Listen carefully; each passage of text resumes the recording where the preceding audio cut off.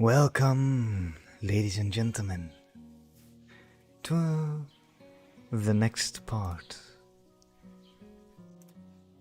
of Katawa Shoujo.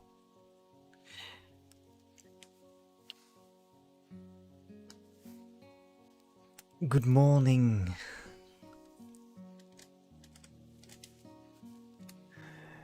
How are you all doing?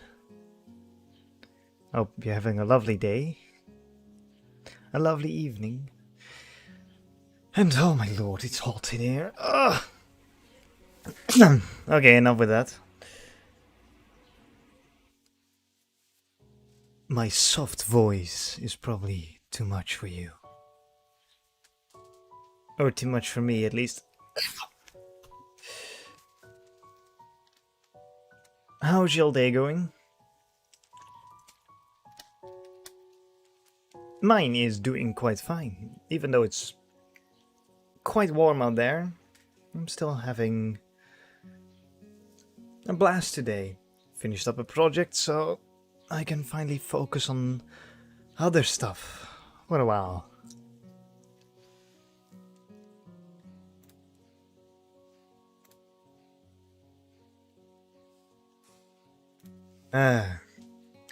Today we're continuing the next part of Katawa Shoujo,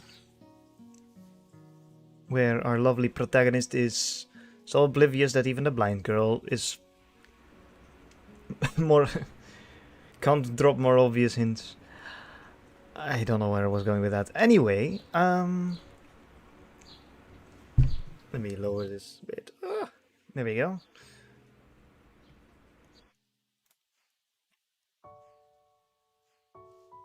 Luckily, screen is still cursed, so that's just how this game is. Welcome to Games from 2008. Then. Anyway, let's continue where we left off. That's not where I left off. Let's see. There we go. Yes. I feel very tired this morning. Probably because of yesterday itself was a very tiring day. On top of that, I woke up far earlier than necessary.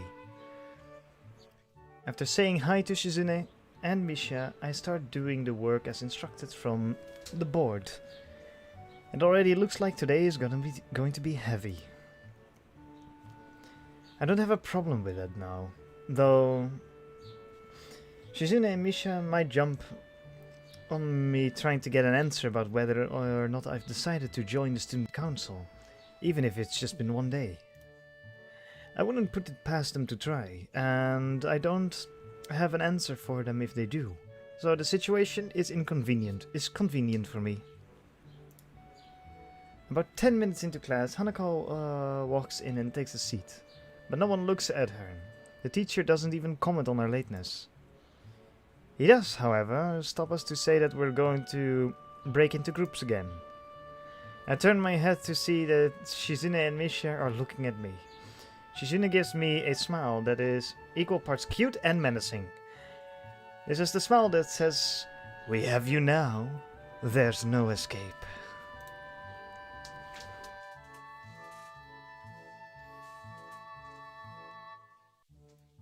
I'm gonna turn down the music a bit because it's quite loud.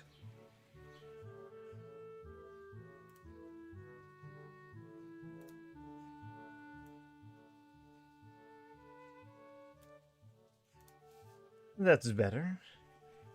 There we go. Hichan! It looks like we're going together. Looks like we're together again. Yay, yay! Misha leans sideways while Shizune pushes her desk closer to mine. There's really no escape now, unless I were to jump through the window. Jumping out of the window isn't the best option, sadly. Huh? What's wrong, Hichan? Hichan, have you been thinking about what you said yesterday? You said that you would think about joining the student council, didn't you? It's okay, Hichan. We were talking about this after you left, and it would be rude to expect you to have an answer for us this early, right? Right.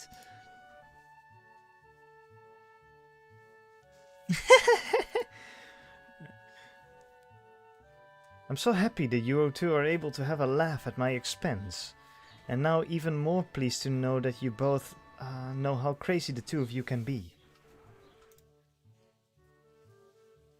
And now that that's over, Shizune snaps back into serious mode and smacks today's assignment with the back of her hand in an overly dramatic and important way. When I actually look at this stuff, it's mostly just reading. In fact, there are only two problems. I almost want to say something about her rush to get started. It seems a bit much, considering how small the amount of work.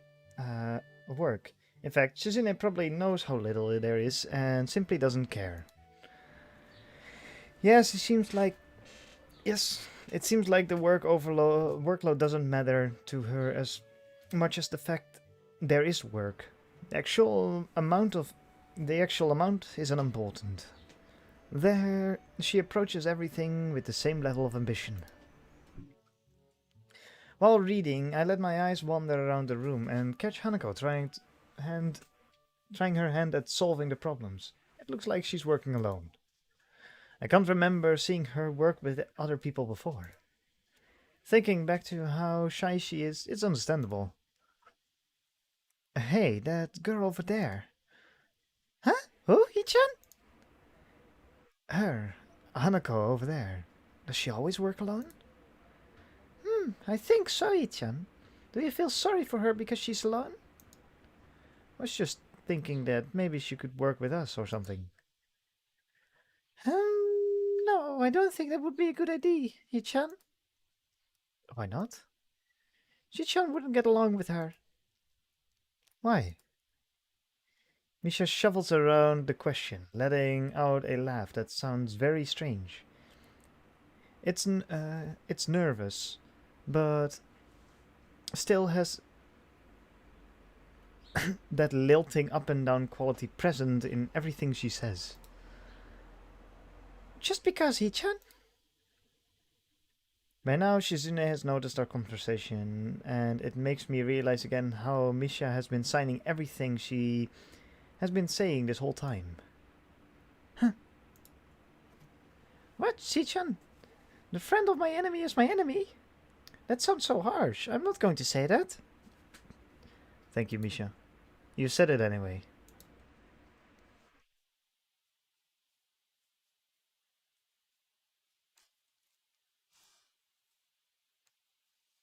I know, Hichan. It's fine if you overhear. I wonder if this is Misha's way of keeping things fair, since without her, I wouldn't be able to understand the things Shizune is saying, and vice versa. Is that also why she signs all the time? So there's never a conversation Shizune will be left out of. Hmm. Anyway, we should get started on the problem right now, Hichan. We finished with time to spare, and I decided to ask if there are any alternatives to the cafeteria. As frankly, the food there so far has been subpar. This sends Shizune and Misha arguing among themselves about their favorite restaurants. All of them are downtown, so I don't think we have time to go all the way there. And what about the bill? Are they just arguing for the fun of it? Maybe. They seem so distracted by it that they don't even notice the start of actual lunch break. I look over my shoulder towards the back of the classroom. She seems to be studying her notes from the previous class. It's an odd sight. Everyone else in the class is busying themselves with the lunch break. Socializing, gossiping, rearranging desks. The ones that actually with actual boxed lunches mixed in and chattering like everyone else, only interrupted by short bouts of eating. But when I watch Hanako, it feels that I'm the only one who can see her. Almost as if she was invisible, sort of hiding in plain sight.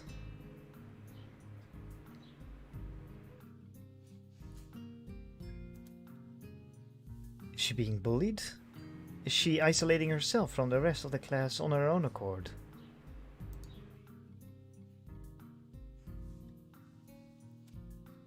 I see her look over her shoulder towards the classroom's rear door.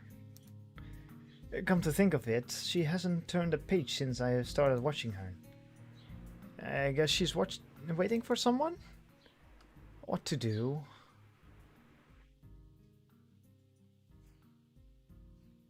You can go talk with her. I still feel bad for making her run away yesterday, so I'd better say something. Hi there, Hanako. Hey, Sao! Well, at least she remembers my name. Hey, I just wanted to apologize for yesterday. I didn't mean to startle you or anything. I'm just new here, and I thought I should get to know my classmates. As Hanako looks up at me, I notice her scarring once more. It's a little bewildering that you can barely notice it from across the room, but it's so noticeable from close up. That's okay. It was my fault. No, it wasn't anyone's fault, it just kind of happened. So you're waiting for someone? I saw you looking at the door before. Yes, Lily. Oh, you mean Lily, the blind girl? Hanako nods in response, and I can't help but wonder if defining people through their disabilities is a faux pas of the worst kind, or just normal here. I guess that explains why Lily took off after her yesterday. She seems like a nice girl. Are you two friends? Yes.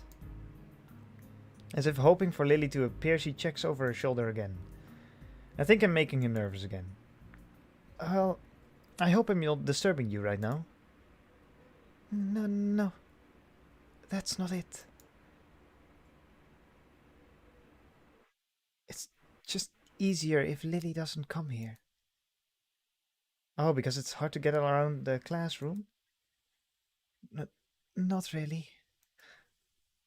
Hanako's gaze drifts past my shoulder towards Shizune. Shizune? Hanako nods again. What about her? Don't they get along? Hanako shakes her head. Clearly this was something she doesn't want to talk about. It does make a strange sort of sense. Shizune and Lily not getting along so well. Communication between the two would almost be impossible. It's hard enough talking to Shizune through Misha, even when you can see those hands are talking. Hanako is so focused on Shizune that I am the first to notice Lily at the door. Oh, she's here now. Hanako spins around to confirm this. Upon seeing Lily, she moves quickly to the door. Lily! Ah, Hanako, good morning. Is the president here? Yes. Hanako glances over her shoulder at Shizune again, as if to confirm she can't hear them, even though that's impossible. I suppose we'd best be off then. Lily's sigh and a tone of what seems like frustration makes me raise an eyebrow. I guess there's some kind of anonymity between the two. It's intriguing, but that's not really something I'd ask about. I'm sure if they wanted me to know, then they would tell me. It's only my third day here. I should be trying to make friends, not finding out why people are enemies. Still, it's a little funny to find out that this school has little feuds, just like my old high school. Even if people are more tolerant of others, they're still going to get on each other's nerves. Hey, Lily. How are things? I'm sorry I made you run off after yesterday. Oh my, is that Isao? I didn't realize you were there. You were here. It seems that Lily is a little embarrassed about being so frank in front of me. So, sorry, Lily. I thought you realized. No, it's alright, Hanako. Hisao, don't worry about yesterday. It was just a misunderstanding. If you say so, I'm still working this place out. Well then, I think you'll find most people here are more forgiving than elsewhere. If you're feeling a little confused, please don't be afraid to ask questions. Sure, I'll remember that. Lily? Lily gives a small nod of acknowledgement. I'm sorry, Hisao, but we must be off. Anako really doesn't look all that comfortable here right now, and Lily still seems a little embarrassed. I wonder if my apology really made an impact. Mind if I accompany you two? I know I'm kind of pushing it, but Lily hums quietly, still smiling. I'm sure that we could accommodate you, can't we, Hanako? She looks at Lily, then at me, then she freezes wide-eyed. Sure. Well then, shall we go? I'm sure Lily wouldn't do this so easily if she saw how scared Hanako looks, but it can't be helped now. Declining after the deal is sealed would only cause confusion and problems. So we leave, all three together. Lily walks beside the wall, letting her cane gently tap against it every now and then. Hanako comes along right beside her, so close that she is practically half hugging her as they go. Although it must make her walking that much harder, Lily takes it in with stride. As we turn around the corner of the hallway, something hits me in the chest with a force of a steam train. Hanako shrieks a little, and my vision briefly goes black. Ouch!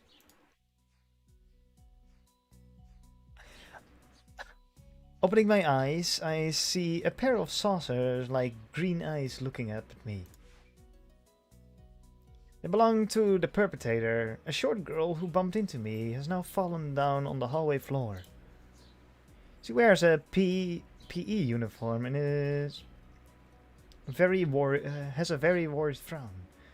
The former strikes me as rather strange thing to have on during lunch break. More striking is that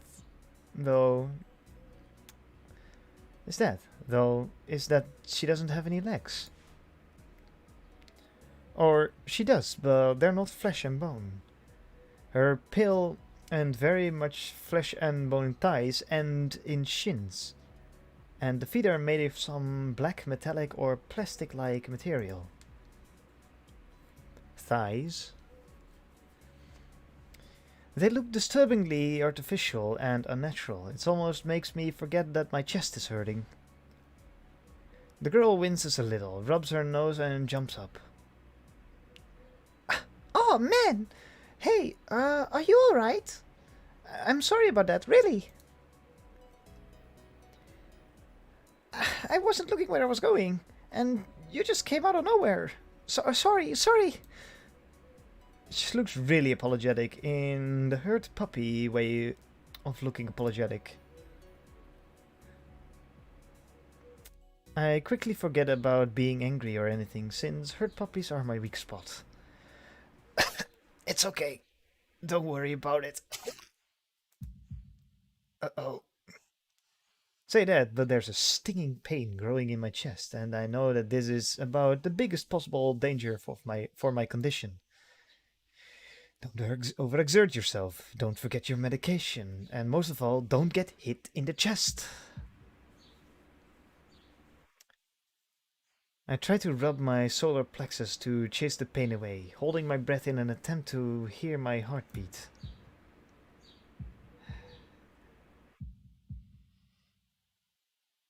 It seems normal. Hey, should I get a nurse? The worried, high-pitched voice of the girl snaps me out of it. I stare at her for a few seconds dumbfounded until I realize that I probably looked worse off than I really was, doubled over myself and looking all tense. Damn, I'm overly worried about my heart. No need. I'm fine. Managing to say something in response, I pull myself upright, feeling my sore ribs one last time as I take a deep breath. She just knocked the wind out of me, big time, but it's nothing more than that. You sure you're okay? I hit you pretty hard.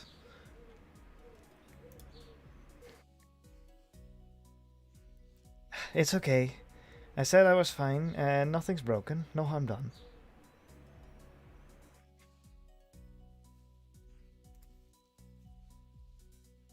That's good news. I was. Isao, what happened?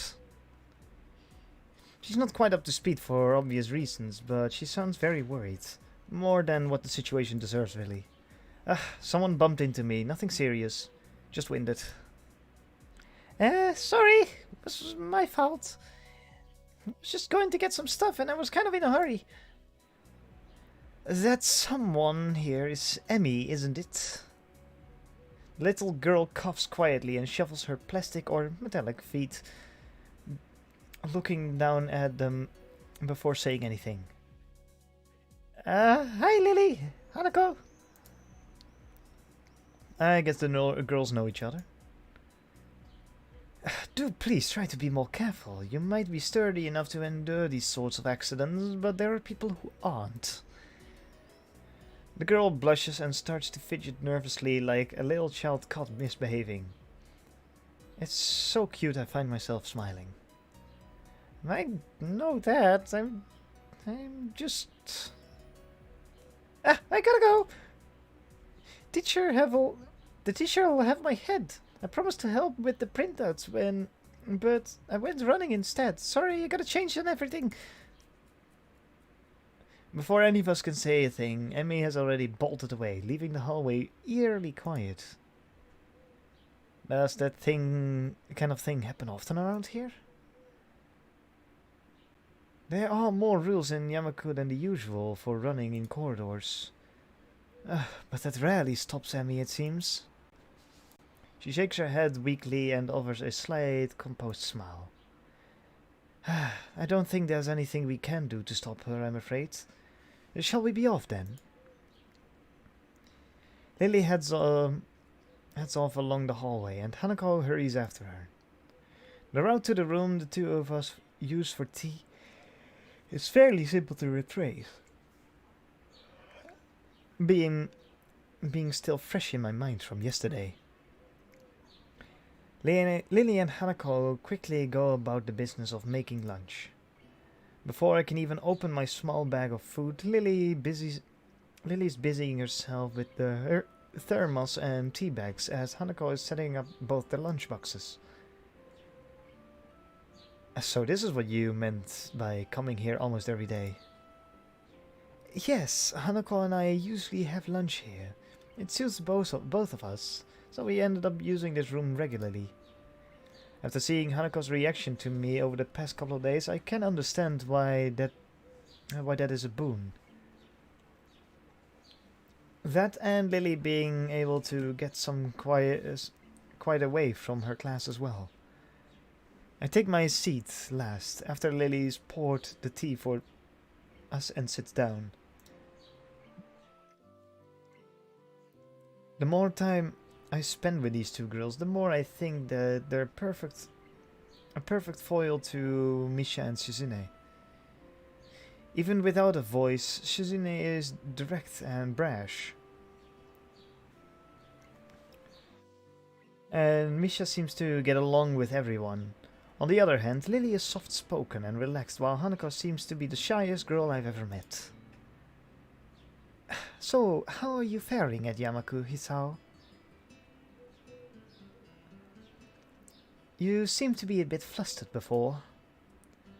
Apart from getting lost every now and again, and being crash tackled outside my classroom.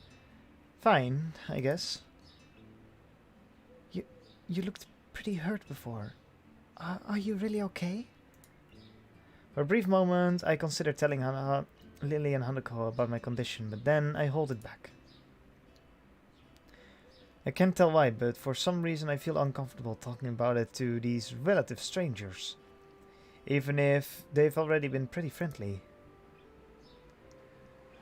Yeah, it's nothing. I was just startled. Judging from the two girls' expression, I don't think they are buying it, but in what I assume is their way of respecting my privacy, they don't press the matter. I guess that is one of the unwritten rules around here. Don't ask. Even if people's conditions are obvious, like Hanako's, there are still bound to be a story involved. Everyone has things that they don't feel comfortable speaking about, and I think everyone here recognizes that.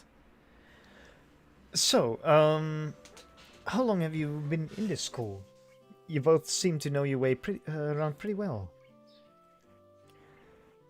Well, I've been here since the start of high school, but I only moved into the dormitories a year ago. Hanako joined at the start of high school as well, and moved to the dormitories when she did, if memory serves me right. That's right. Since high school. So you've known each other since then?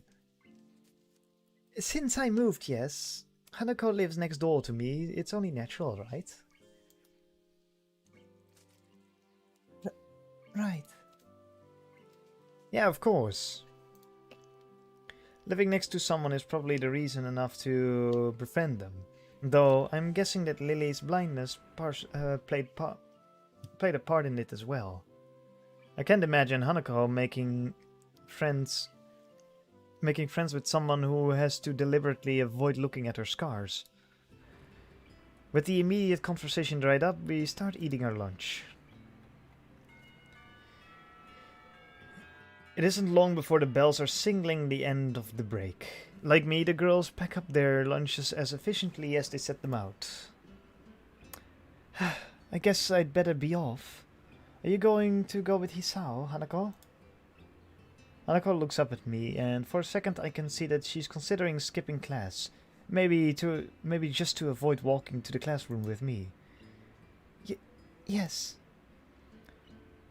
I don't know what to think of it. Hanako really is delicate to the point of breaking if looked at in the wrong way.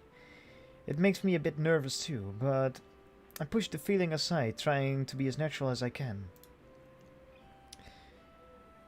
We should hurry then. Class has already started by the sound of it. Lily gives a nod of farewell as she bends down and to take her cane. Hanako and I filing out before her. We walk quickly down the empty halls to our respective classes. As we reach the door to Lily's 3-2 classroom, she turns towards me. Hisao, thank you for sharing lunch with us today. My pleasure, Lily. And with that, we part ways.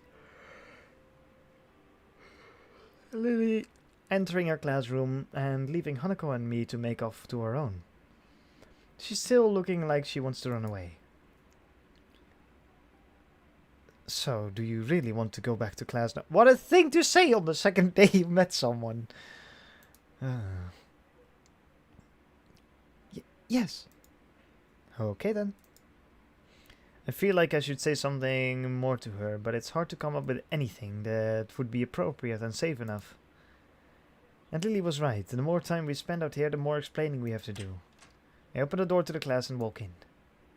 The teacher looks up at me and opens his mouth to say something. However, as Hanako follows me in and closes the door, he simply nods to us and continues his lecture. This is the third time that Hanako has had her truancy practically ignored. There's definitely something going on here.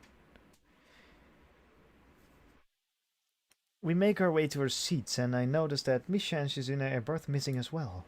I wonder if it is some of some form of informal agreement with the staff, or if it's a perk afforded to the unique students at this high school.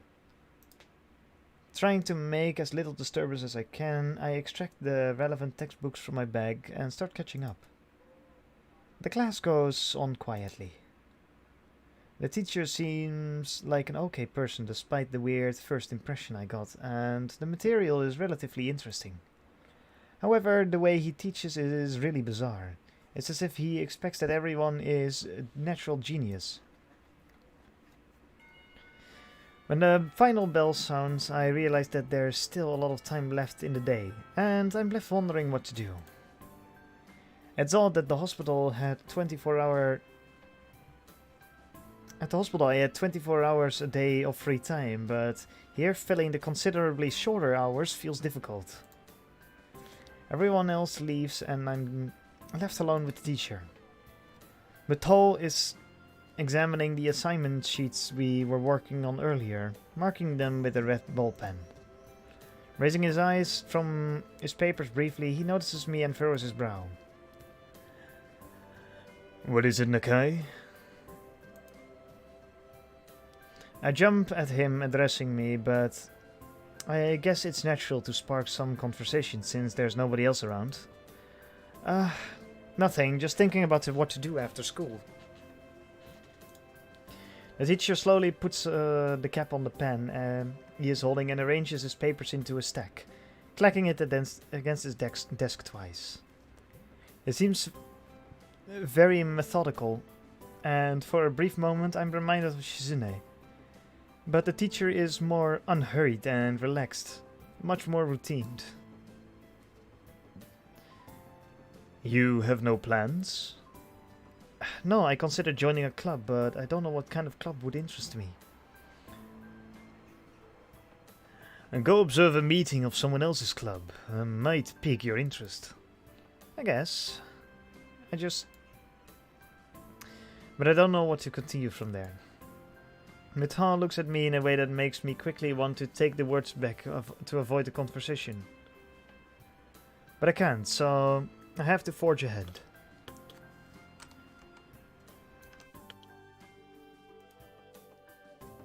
I just don't know how to deal with people. I mean, the other students. I'm talking about people and everything, so it's not that I'd be isolated or anything. I just don't know what to think about. The disabilities, it's like...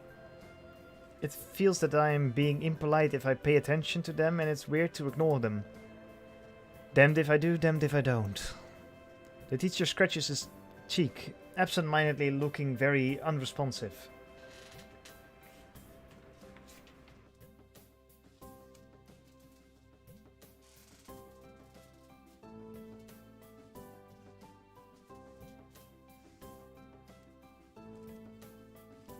Sorry.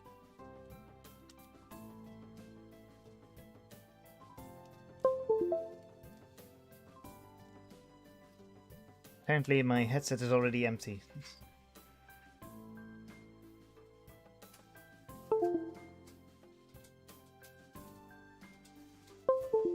There we go.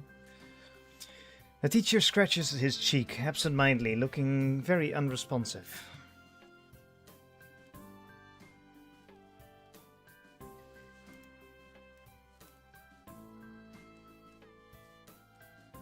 These things are only an issue if you make them one. You can talk normally with someone even if they are blind or something. Try to look behind the superficial. There's not a single student here who isn't just a normal kid behind whatever they might seem at first glance. He says the same thing as Yuko did. I know they're right, but it's hard. How can you not consider, for example, Shizune's deafness when the only way to communicate with her is to talk through Misha? Or Hanako, it's not like you can ignore her face. But I'm interrupted by the door of the classroom suddenly slamming open. "Teacher!" Misha crashes in, hand straight in an enthusiastic greeting. her voice loud and lively enough to wake up the dead from their graves. She starts towards the teacher's desk with a bouncing step and hands energetically swinging with the rhythm. Mato is visibly dismayed at the interruption, and Misha in general slumps in his chair. Mikado.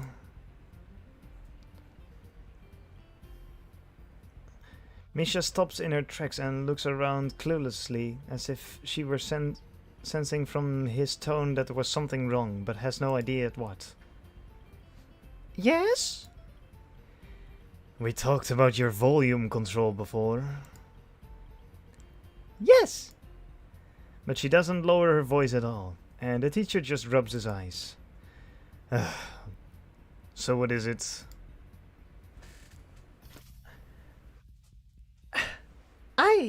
We need help. We are running out of supplies for the festival stands. This is a distress. She waves a pink slip of paper she's holding around. So, go get more supplies from the art room. What's the problem with that?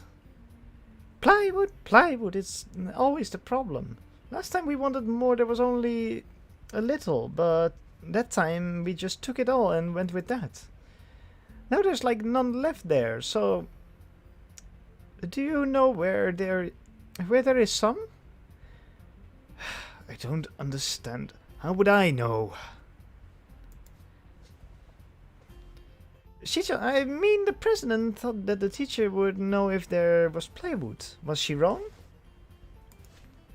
Muto looks like he is in great pain, frowning with this entire essence, and Misha doesn't get it at all. Looking at the two of them communicate is terrible, like looking at a man being tortured by drilling his skull open while blasting pop music at full volume at the same time. I'm afraid I have no idea if there's any plywood in the school, let alone where it would be if there was any.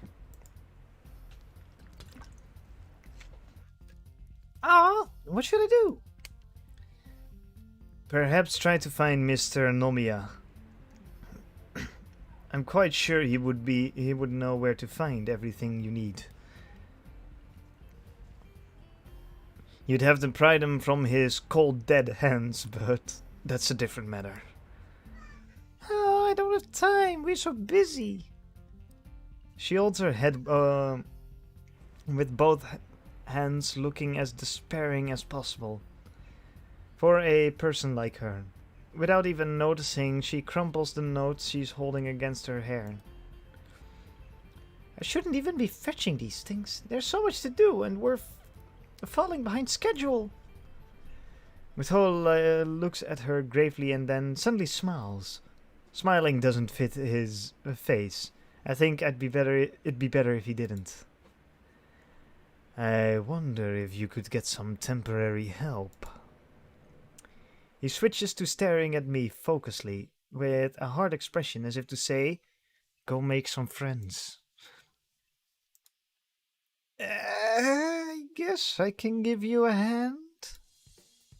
You can! Thanks, Hichan, you're really nice! She pauses, does a double take and then points at me with her finger, yelping and looking very puzzled. Come to think of it, what's Hichan doing here? Class is over. You should be having fun. We just had a little chat. Oh no, it's not distension, is it? Are you in trouble, Hichan? No, I'm not. Is Hichan in trouble, teacher? No, he's not. Mutao sighs deeply, and I feel that I have to help Misha to get her off the teacher's back. So what do you need? Here's a list. You can try to find the plywood from somewhere if there's none in the art room. She offers me the note she's holding. I take it, hesitating a bit. I'd said I'd help you out there.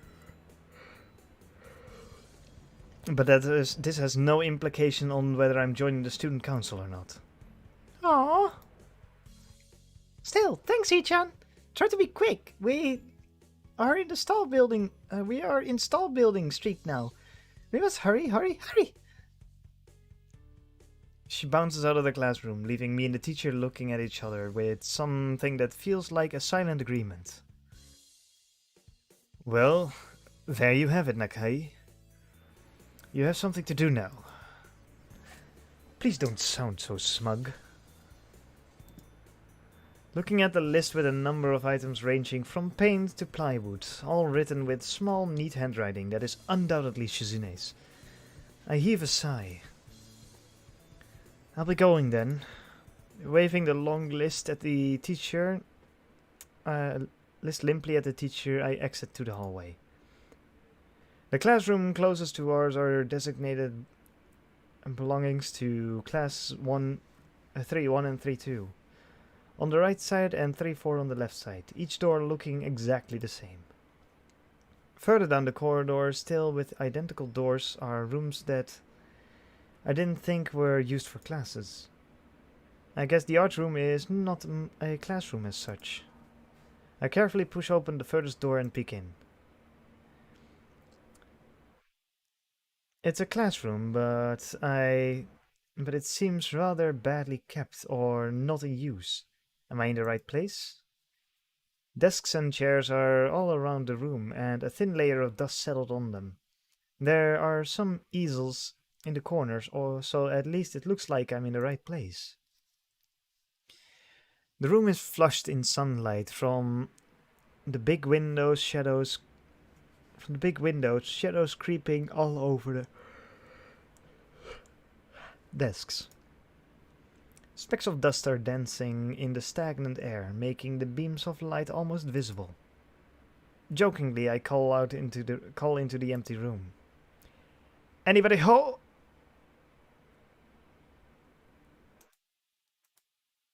Something catches my eye and I stop mid-sentence. Feet. On the desk is sitting a short-haired girl, curiously wearing a boy's uniform, with a fork between her toes and morsels of food stuck firmly to the end.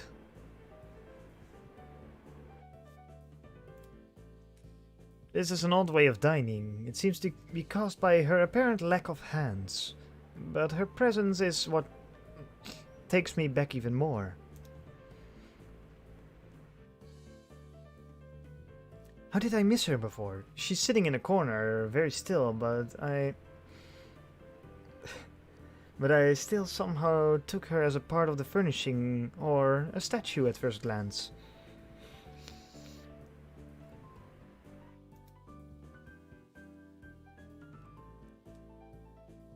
I'm not being too observant today as a whole.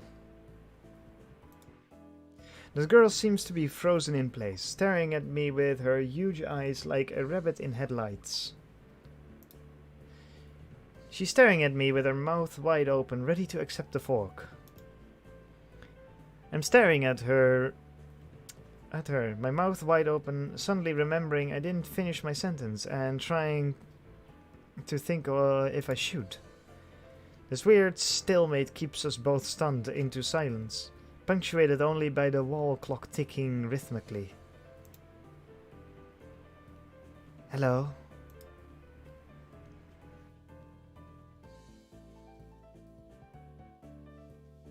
The girl stuffs the forkful in her mouth and is now staring at me expectantly while chewing.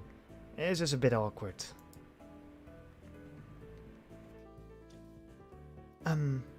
Hello. Hello. I was told to pick up some supplies from here for the festival stalls.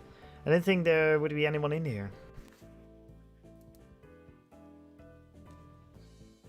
There isn't. That's why I came here too. She picks up another forkful. Doesn't that mean that you're here then? She raises her eyebrows as if she was suspecting my observation as was false. You are pretty observant. I guess it does. But who are you? This girl is pretty straightforward, isn't she? I'm Nakai Hisao. Hisao Nakai. I just transferred here on Monday. I'm Rin. Tezuka Rin. Rin Tezuka. I won't shake hands with you. But at least we know each other. Now that smug face kills me every time. Won't shake hands with you.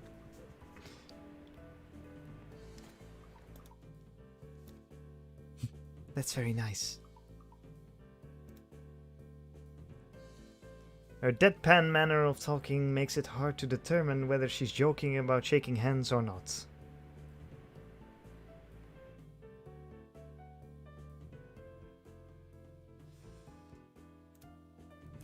It kind of bothers me. Joking about these matters doesn't feel appropriate at all. Oh, but it is. Don't worry. While I'm trying to figure out what is appropriate and whether this girl is... She seems to have lost interest in me and is now gazing yearningly back at her food. Can I continue my lunch? If you don't mind me, I won't mind you. If you need to get your stuff, the supplies are in the back. Go right ahead, but lunch? School's already over for today. What word would you use then? There's no word for a meal you eat between... After lunch, but before dinner, right? It bothers me very much too, but I don't really know what I should say. Wasn't it dinner or dunch? No, I think dinner. I don't think you are supposed to eat a meal between lunch and dinner to begin with. But I'm hungry now. And my delicious box lunch would go to waste otherwise. I've curry. It's very delicious. With much decisiveness, Rin once again picks up the fork between her toes and with at least as much impoliteness she points it straight towards me. So, Nakai, what brings you to this place? Like I said, I was told to look for these things. No, the school. From outside you look fine. Is your problem inside? Come to a full stop, opening my mouth but not getting a word out. I can guess. I'm good at guessing. Better than most people are. Rin cuts me off before I can answer her question. Or skirt around it somehow. I don't know which I would have done. I froze in front of this issue again. I haven't even told anyone here about my condition. Or maybe it's only because it hasn't really come up. I do get the small feeling that not making issue is part of the social code here, as the teacher said. I wonder if the people here could relate. Probably not any better than not better than any normal person could. I can't relate to Shizune's circumstance, or Lily's either. Naturally, while I go through this in my head, Rin keeps considering what my condition could be, with an overly contemplative look on her face. She puts her fork between her lips and leans back, looking at the ceiling as if the answer was written up there. A beam of light illuminates her face from the window side, creating a mask of dark shadow on the other side. I don't think it's anything in your head, and something in your gut would be boringly ordinary, like this lunch of mine, and less delicious. The problem must be in your pants. This messed up Sherlock Holmes kind of statement and the sheer lack of tact it was delivered with catches me completely off guard.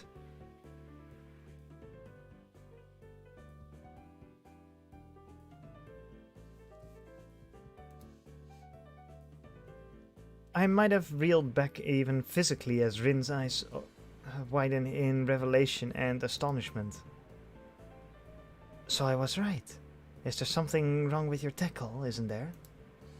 Still partially in shock, but recognizing the need to reply something, I spit out the first thing I can think of. No, nothing like that. I have a heart problem. Arrhythmia.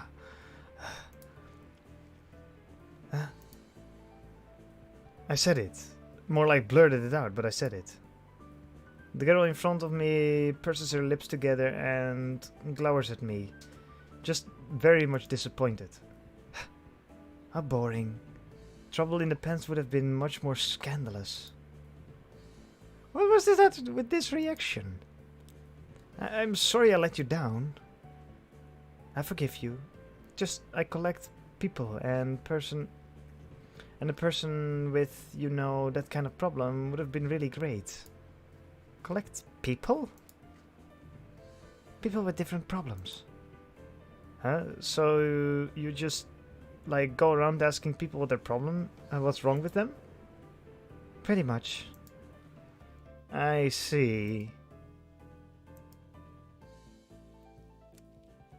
With little left to say, Rin resumes her lunch and the conversation dies away, but I keep thinking about what was said. This is the first time I told anyone else about my condition. All the other people have either already known about it already, or have heard it from someone else. Or didn't need to know about it, like every other student here so far. I should have told it as a natural part of my. Should I have told it as a natural part of my introduction? Is it expected of me? Hi, I'm Hisao. I have a very serious heart condition. Is that I'm supposed to go around introducing myself from now on? As if our disabilities were to define us? What a disgusting thought. Or maybe this Tezuka girl is just an unnatural interest in such things. As I walk to the back of the room to pick up the items on Misha's list, a chance opened to study Rin from the corner of my eye. Her hair is a burnt auburn, almost orange and cropped short. Long hair would probably be impossible with no arms. The boy's uniform and the lack of arms make her look really thin, almost scrawny. She's not particularly pretty, except for her musky green eyes with a flicker of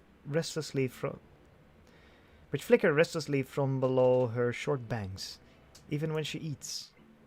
The distance and the shadows make it seem like they don't reflect sunlight at all, but instead absorb all of it within them like deep wells. She moves her feet almost deftly as a normal person would use their arms. However, I can see how this sight could discomfort people, especially while eating. It makes me feel a bit uncomfortable, at least. I hesitate to think about the word unnatural, but it's too late now, isn't it? I keep searching the cabins and shelves for Misha's things, but after enough time passes, the silence grows too uncomfortable. So I try to force some conversation out of this strange girl. So do you always eat alone this late? Or do you just get the occasional visitor? Visitors? Maybe you are my first occasional visitor, but I don't always eat alone either. Sometimes I eat with a certain person on the roof, if she's not horsing around. Horsing? She likes to do sports. Oh. And that's all I can think of to say. Both of us fall silent again as Rin forks the last bit of her meal into her mouth. I look down at my haul to double check with Misha's list, and it seems I have everything except plywood. So I have all the things now. That's very nice for you.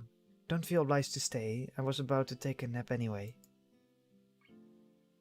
You need to do whatever you're going to do with that stuff anyway, right? Or perhaps you like to watch girls sleeping? Yeah? I'm not sure what to make of this, but Rin looks very serious. Even if I did, I think I have to be going. I'll catch you around, Tezuka. I feel that our relationship is at this point good enough to warrant this much. I was already turning to make my exit, but she draws me back in. Fine then, I'm Isao. Then you are. Rin looks at me hard with the eyes. But that intimidating feeling you get when someone stares at you isn't there. It's like she's actually not looking at me at all. She blinks a couple of times and I can't figure out why a pause like this just popped between us out of nowhere.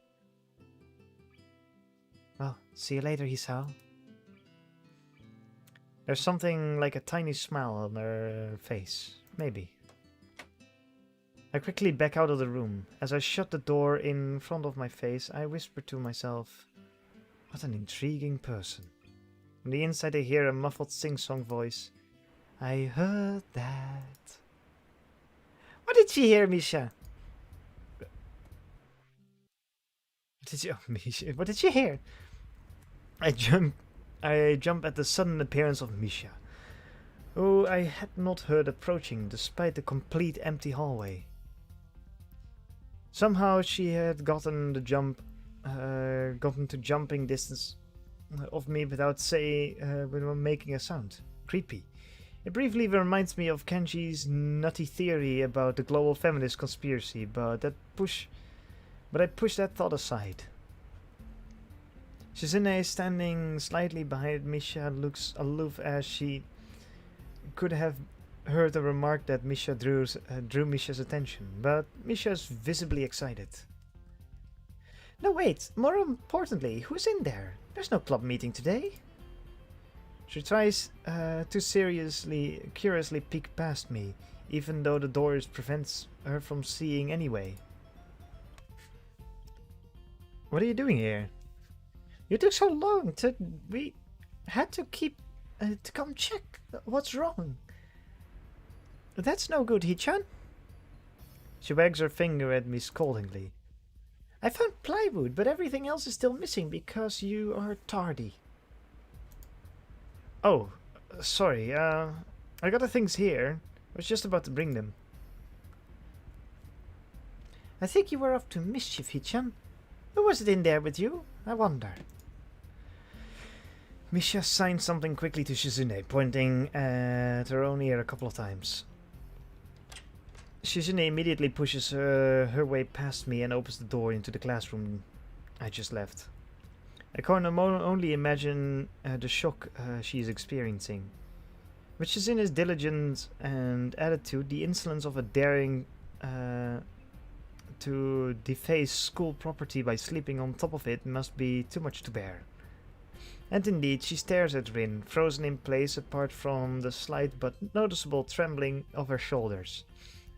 From suppressed rage, I'm sure. Instead of blowing up, Shizune just takes a few deep breaths, adjusting her glasses, and slams the door shut, turning to sign furiously as Misha. Maybe she did blow up, but I can't understand it. She shoots a very loaded stare at me too, as if it was somehow my fault that Rin is sleeping on one of the tables. I hope she's not getting any funny ideas out of the reason for my tardiness. Hello. Rin's voice comes from the other side of the door, and it takes a few eye blinks to realize she might have trouble opening it. I open the door to find Rin directly behind it, looking at us with a half-interested, half-sleepy face. Hello. Miss Tezuka, what were you doing? You're absolutely not permitted to use school property for such disgraceful activity. What's disgraceful about sleeping? It sure is suddenly very crowded in here. I didn't know it was. I don't know I was this popular. It's hard to say whether she's happy or unhappy about this turn of events. At any rate, she ignores Shizune and Misha's scolding, so there's no choice but to drop the issue. Shizune taps Misha's shoulder, points at Rin, and makes some quick signs. Popularity aside, please don't do that anymore. Anyway, how's your project going? Will it be done before the festival? Rin looks at them blankly. Apparently it is under the pressure Shizune's cold stare is putting on her. I keep wondering about that myself too. Huh? And? I will think about it harder. As Misha signs her reply to Shizune, her face turns into an unsatisfied frown. Miss Tezuka, please try to take this seriously. It'll be a disaster if that wall looks like someone threw their lunch up onto it. Rin nods assertively. We'll think about it more seriously. Misha actually giggles at that, but Shizune doesn't. Not even after translation. She just shakes her head and then takes the materials from me and takes off, with Misha in tow. Rin frowns thoughtfully as she looks after the retreating student council duo. How rude. It's true though. I must finish my project before this weekend. There will be dire consequences if I don't. The end of the world as we know it. Like weekends usually are, but more dire. Much more dire. Maybe I'll postpone my nap to unforeseen future. I'm about to ask what projects she has, and what these apocalyptic consequences are, but she walks back into the art classroom. Since you have nothing to do, could you give me a hand? This paint can doesn't fit into my bag, but I need it. She kicks lightly at the huge can of paint that's lying on the floor next to the table she was sitting and sleeping. It lets out a dull clang. Being the gentleman I am, I naturally pick it up. Heavy. Yeah, sure. Where do you need me to take it? Away. And with that, she takes off to the hallway. Me and the paint can following, since there's little choice for either of us. The hallway is quiet and empty now. Shizune and Misha are gone, so we too leave towards the stairwell at the other end. Every 10 or 15 or 20 steps, I have to change the can from one hand to another because the thin handle cuts into my palm. At least it keeps my arms from tiring too fast. Rin strolls on beside me with an uneven pace that I have trouble matching. Or maybe I'm walking too weird because of the extra weight. It seems one of us is constantly walking too slow or too fast, and I can't figure out which is which. Two flights of stairs below, trouble appears in the form of the head nurse and his fox-like grin. Ah, Mr. Nakai. What a happy coincidence. Tezuka too, of course. He nods courteously to Rin, who does not acknowledge him back. Then turns to me, because obviously it's me who he had some business with. There's something I forgot to mention on Monday. I nod and wait impassively because I can't begin to guess what he forgot. The feeling of the handle delving deeper into my skin doesn't make me feel enthusiastic about this interruption either. This is about your medication. Since you haven't been doing it that long on your current medications, there might be some unexpected side effects, which might require adjusting dosages or even changing to another kind of medication. So we will do a few tests regularly, but what I'd want for you is to keep an eye on everything in your condition that feels off, if you get what I mean. Nausea, headache, anything. And come see me if something happens. Alright. So how are you? Everything fine? I give up and drop the can on the floor before answering him. Apparently this takes longer than my biceps can handle. I'm about to say something generic as an answer, but then I realize how often I've been done that lately. Other people have asked me that too. Teachers and students here, my parents, visitors, nurses, doctors at the hospital. Everyone seems to be concerned about that. It's natural for the hospital, not so much for a school. Except this school.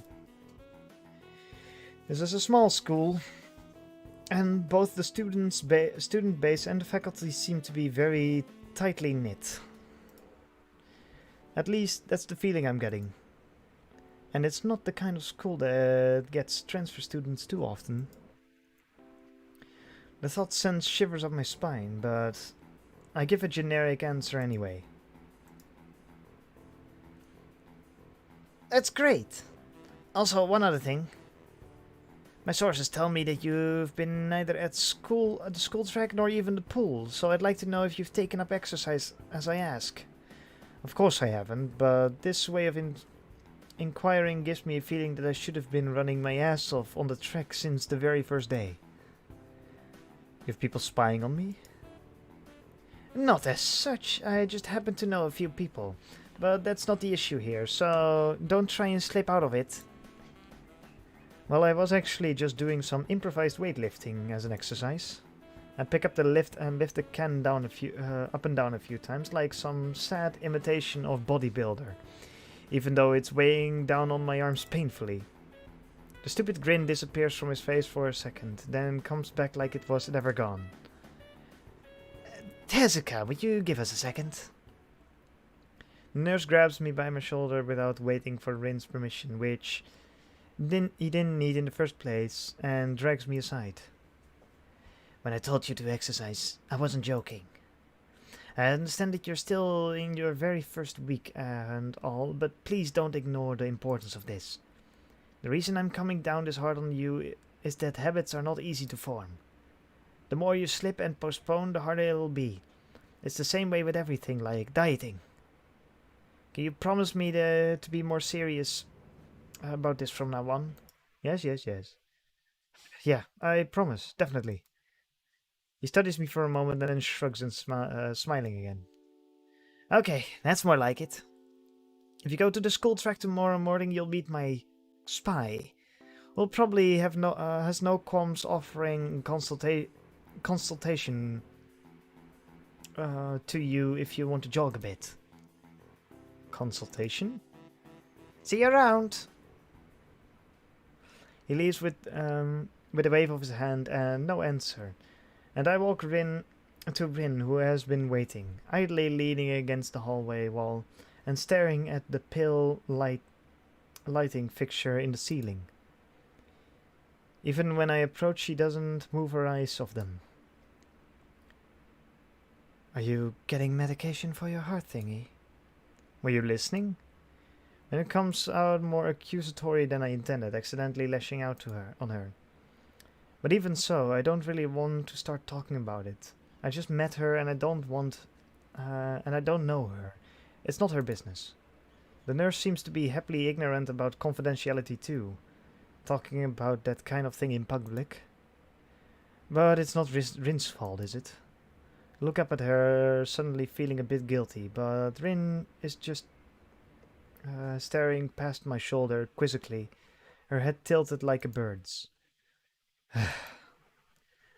I don't know why this is so hard for me. It feels there's some more inexplicable lock that prevents me from being more upfront about this. Yeah, they're for my heart. Will they make you better? No, not really. They make me just a little less worse. Rin keeps looking at me for a while longer, and she neither says anything further, nor displays any kind of emotion I could discern. I'm thankful that she doesn't. I think I'm still not quite used to all this. At the hospital it was easy, but I still haven't sorted my feelings about having to live a quote-unquote normal life with this disability. We leave the main building and Rin leads us toward the dorm. We stop at a small patch of greenery in front of the dorm building. The dorm is built on a slightly elevated ground with a wall and few trees that everyone has to circle around every time they come or go. It's probably the only inconvenient design about the school. The entire wall made of some kind of bricks has bricks of the entire wall made of the same kind of bricks as the building itself has been covered in some sort of painting. Most of it is still mere sketches, quick lines drawn with a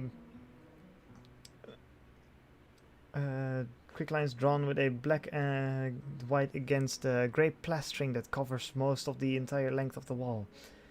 But in most places look a bit more finished. There are more human faces and legs. There are human faces and legs and hands. I can't quite say what the painting as a whole might portray. Stacks of what seem to be paint cans are arranged in piles on the ground beside the wall.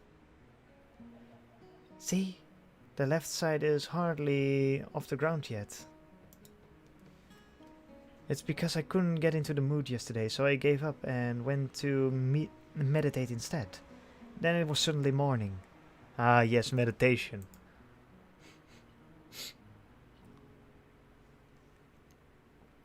I have to work on it, but the guys from the art class are helping me with the negative spaces and base surface whenever, which is a problem. It's easier to paint big areas if there are a lot of people with hands. The reach is better and it's faster too. She goes on a tangent of tangent, waving a little with her arm or whatever of it there actually is, to demonstrate even though I got the point already. The white cotton of her sleeve flaps around, and it makes me think I could look sadder than it could look sadder than it does. But it makes me feel out of place, like almost every tangible reminder of the student's base special properties, as in the past few days. This girl doesn't notice my dreary feelings, of course, or the fact that she lost me a while ago already, and just keeps on blabbering. So that's why I'm trying to figure out if there is something I need to figure out. And then figure that out before it's too late and all hope is lost. Why would all hope be lost? Because the paint has to be painted and then it has to dry and then it has to be painted over with another kind of paint. It takes time.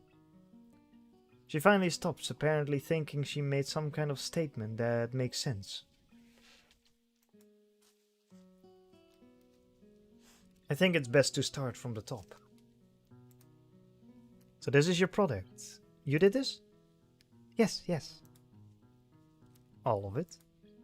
Yes. Nice, but... I stumble with my words, suddenly feeling like I've walked straight into a minefield of political incorrectness. That's what we call Twitter.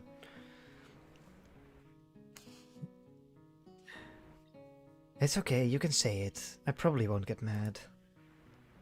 I blush really hard, and I don't really know what would be the right thing to say, if any. It feels that I'm way more sensitive than Rin is, though. This is really awkward. Don't you want to ask? How do you paint without hands? See, I'm an easy person to talk to, right? With my feet. I almost guessed that already, but... Isn't it hard to do? You're good at guessing. Anyway, I don't think it is, but maybe I'm used to it by now. I can't get my mind around the fact that she could be an artist, but... seeing how adept she was using her feet to eat, I figured painting might not be a problem either. Neither of us has anything more to add to the subject. The afternoon light works pretty well. I was afraid it would look too flat, but it's not like that after all. I think it's actually pretty interesting. I wanted to see what it looked like in dim light. Do you think it's flat? Well, paintings tend to be flat. Not like that flat, you know, like flat. Like some people are. No substance, no meat. Where there should be some. What? I know a few girls who... No! I know a few girls who... Okay, I get it. But I couldn't really tell. I'm not really good with art. I can't name many artists or artistic terms. So I don't really have anything to say. Rin shrugs her shoulders, saying that suit yourself, without saying it, and looks up at the sky as if trying to look for something up there. I didn't think I'd get any actual work done, but if you give me a hand with the paints, I could do a little before it's too dark. I wanted to get a halogen lamp, like the ones they have at the sports track, but there aren't any. Rin is quick to recruit my help, as was Shizune. It really makes me feel that the festival is such a big project that every pair of hands is needed. Why not? I'm not really sure if I can have any help though. It's just mixing some paints. You can do that, probably. Do you have motor control problems? Like, you know, those people who have some? Accurate statement. Cerebral palsy, maybe? Not that I know of. I get it. Hard thingy has nothing to do with that. She gives me a sly look for no reason. No, it doesn't. Let's do it then. So she sits on an empty wooden box and very naturally picks up a white brush between her the toes of her bare right foot. I open a few cans and pour some of the contents into shallow bowls for mixing. The thick paints flow lazily from the can to the bowl like a syrup. I mix them, creating funny, hypnotic-looking swirl patterns that melt quickly into each other to form a new monotone hue. Rin sets to work, every now and then asking me for a hand with something or another. Finding different brushes is easy enough, but mixing the paints to be the exact tone is... This girl's apparently seeing in her head is a frustrating ordeal. She wants precision down to the last milliliter before she is satisfied, but her instructions are obscure at best. Add half a splash of green. I crouch down to pick up the can of bright green. The other green is this green. I carefully pour some of the other green into the mixing bowl. Now that's almost a whole splash. More white. Is green a good color to add? No idea, you're the artist here. A hint of a smile appears in the corner of her mouth. Do you lack an opinion? No, it's just, I have no idea. It's okay, because I just got an idea. Add more white. With this exact exclamation, I pour a minuscule amount of white into the bowl and mix it. It looks slightly whiter. That's not good. It has to be like the color where, like the color when you wake up and you know that you saw the meaning of life in your dream, but you can't remember it. Maybe it's yellow. Despite the impossibility of mixing a color like the change of seasons or any other nonsense, that's been imposed on me, I find myself enjoying it more than I thought I would. Seeing the painting being born on the plastered wall feels like magic.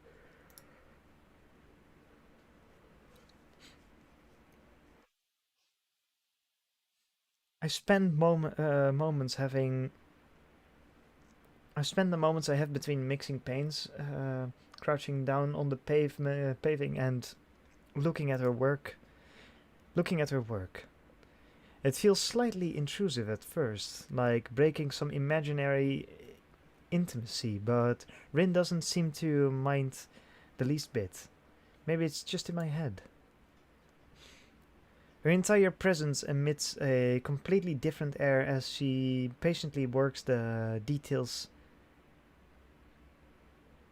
Patiently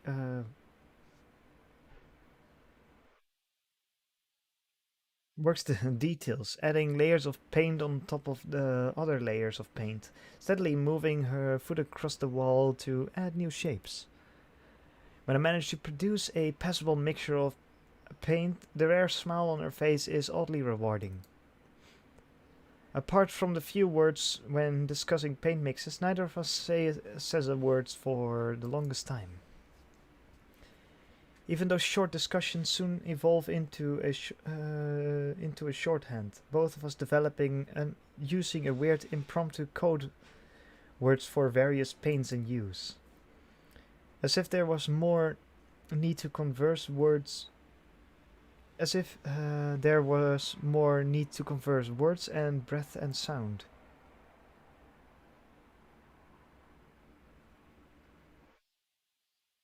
We stay there into late into the evening until it becomes too dark to paint properly.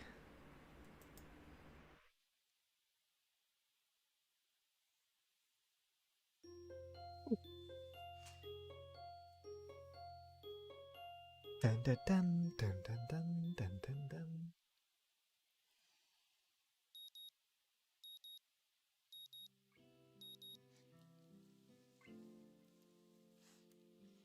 The sound of an alarm pulls me out of a fitful slumber and into an unpleasant state of wakefulness.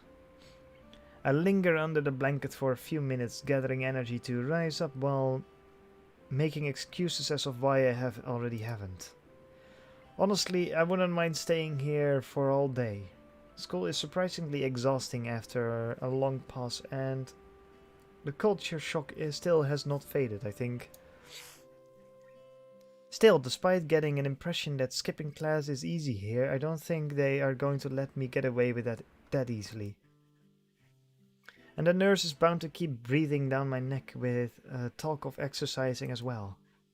So eventually I do rise up, swallow the morning medications and morning medications and put all my old soccer clothing. Thanks to my condition, I was exempt from taking part in gym classes at Yamaku, since I didn't get issued with a gym outfit. I'd order some to cover such a contingency, but wearing my old soccer clothes is kind of nostalgic. I can't use them for that anymore, so maybe they can get a new life in this way. A bit like me. After all, if I'm going to start taking care of myself, I can't afford to slack around. I'll start from the basics. Basics, which include keeping the rest of my body in shape, along with what little I can do to strengthen my heart. Maybe then I can go back to something approaching a normal life, or at least something where I'm less likely to fall over dead at any minute. I'm surprised to discover that I'm not the only one present at the trek. Not just that, but it's a face I've seen before. The prosthetic-legged girl who bowled me over in the hallway yesterday is running on the trek, lithely, like a half-mechanical gazelle. What was her name again? It was a short one, but I can't remember. She seems to be running laps at a somewhat easy lope. her prosthetic legs clacking rhythmically on the hard track surface. I wonder what reason she has for running this early in the morning. Maybe it's something akin to mine, and the nurse is oppressing the poor girl to jog, just like he is oppressing me. I certainly wouldn't be here if it weren't for my health, and his prompting me to do so. And even with things being like they are, it's not only it's only because I wanted it to get out of the way early. The fact that I would be less likely to encounter someone who would witness my pitiful attempts to get into shape was a merely happy accident. I'd leave, but it seems that my former assailant noticed me on her last lap. She waves at me cheerfully and jogs over. Good morning. Your name is Hisao, right? She grins, seemingly pleased that she'd remembered my name. You may not remember me. Emmy, I knocked you over in the hall yesterday. How could I forget such a blunt introduction?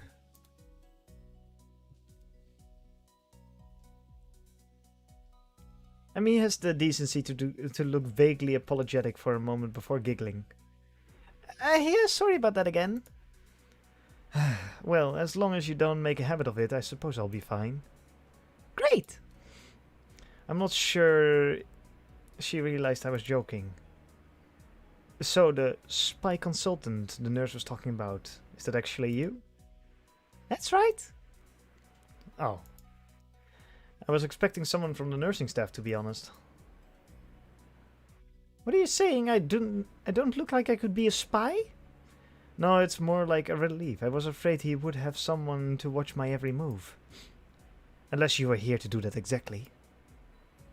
No, I'm here for my own reasons. Nurse just asked me if he had seen a messy hair transfer student who looks like he kinda lost around the track. So why are you down here? Emmy strikes a dramatic pose. Training? For what? Track. I see, you're on the track team then. Emmy nods enthusiastically. Yep, I'm one of the better runners too. And modest about it too. Hey, you should join up. It's good exercise, you know. I think that much activity is probably out of the question for me.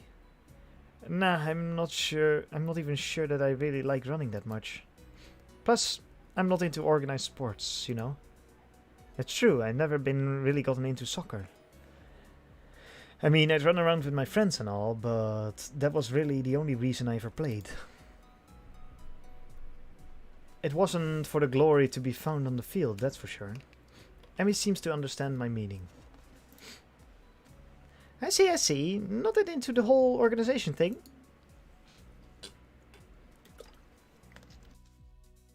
But now that you're here, I guess we're going to run together, huh? What? Sure, I guess. Emmy seems pleased.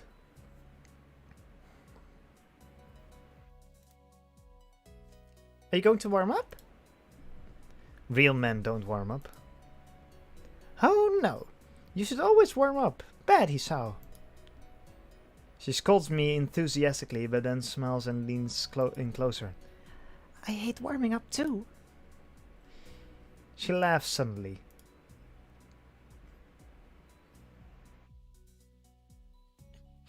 I don't even have to stretch my legs. As if to confirm her statements, she bounces up and down a couple of times, giving a passing impression of standing on a pair of springs. Her leg blades seem to be quite elastic. Let's go! So we both take off, running around the track, and I can immediately see that she wasn't lying about being good at running. Emmy moves fluidly, throwing herself into the run with a sort of wild ambition. I find myself concentrating more on running properly. Hands spread, right? And something about hitting on the balls of your feet rather than the heels. I try to match my stride to Emmy's, but it's pretty difficult. Apparently, I'm not very good at it. Maybe Emmy could help me with that sometime. I'm really not feeling up to do more than a couple of laps today, and was slow to a walk pretty quickly. Emmy keeps running and doesn't seem to notice I've stopped until she passes me a second time. She quickly skids to a halt, breathing steadily in contrast to my somewhat gasping demeanor. Finished already? I hang my head ruefully. Yeah. I'm not in very good shape right now. Emmy nods and then grins at me again. She seems to do a lot of smiling. Well, the important thing is that you started, right? Next time you have to try to hold it a little longer, and then longer, and then longer, and eventually you'll be great. I'll keep that in mind. But I think right now I'm going to get ready for classes. Shouldn't you? Emmy shrugs unconcernedly. Nah, I've got plenty of time. I notice that she's not wearing a watch. Are you sure? Another careless shrug. Not really, but I've got to finish my routine. See you later, Hisao. Yeah, see ya. I'm not sure whether this morning's experiment was a success or a failure, but I'll admit that I do feel slightly good about getting out there in this morning. And like Emmy said, I just need to keep that in order to get better, right? Practice makes perfect, or something like that. It's nice at least to feel like I've taken some semblance of control over my own health. I'll have to try to keep this up. I head back in to the dorms and wash and change into my uniform, trying to resist the urge to take a really long and hot shower. I'm tired from all the running, so I just want to unwind, but I don't want to break my slowly building routine of getting to school before the morning rush. After taking a long shower anyway, I dry myself off and get out of the stall to put on my clothes. Oh no. Out of nowhere, a shadow appears within the mist, looming and radiating malicious intent. It bursts through the fog.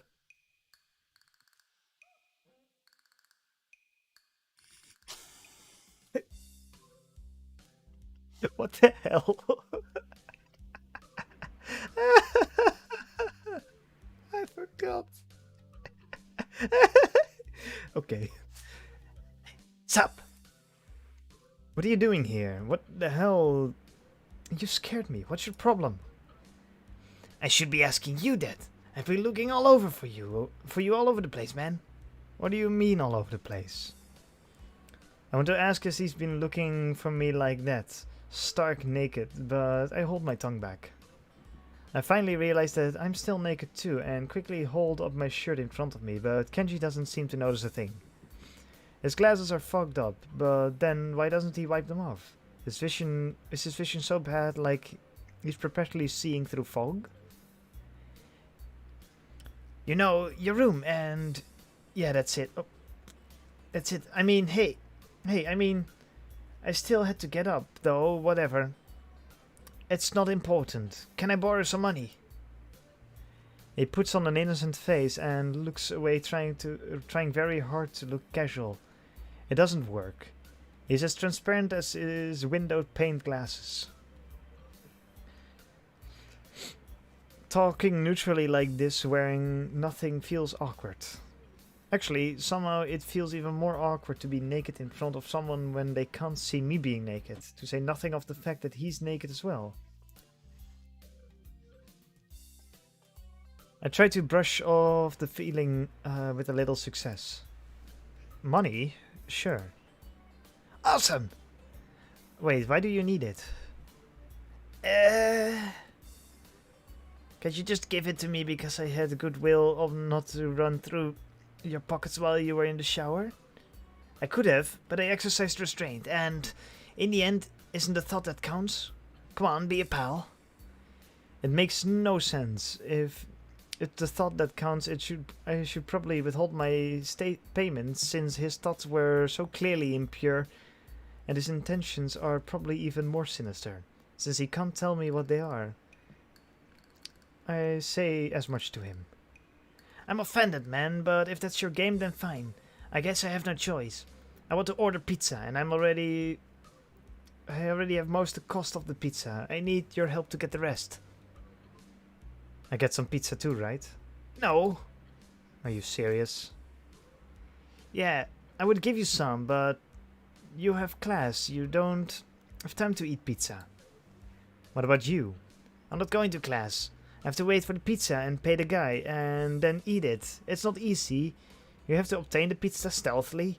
If you don't, everyone will see you and the pizza, and they will ask for a slice. It's a hard world out there. Everyone wants a piece, and then you're left with left pizzaless in an unforgiving world. It's happened before. That's how I know. Every day, I plan my vengeance so that when the people who wronged me order a pizza, I will be there, ever vigilant. Kenji strikes a dramatic pose, completely without irony. But yeah, I need like 400 yen. Please, you're my only hope. I can't go outside and buy my own pizza. It's too far. I try not to go out unless it's absolutely necessary. Let me tell you what happened the last time I went out without carefully planning it out in advance. I was outside. I can't remember what I was doing. Something, standing, maybe wondering how I got there. And then out of nowhere, it happened.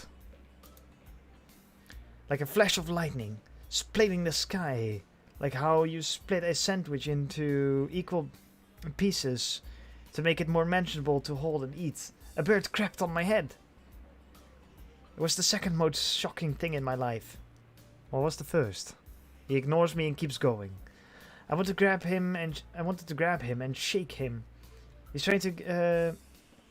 Is he trying to keep momentum? I'll go with. Grab him and shake him. Is he trying to keep momentum? I'll go with that. Even if it's more likely he just didn't hear me.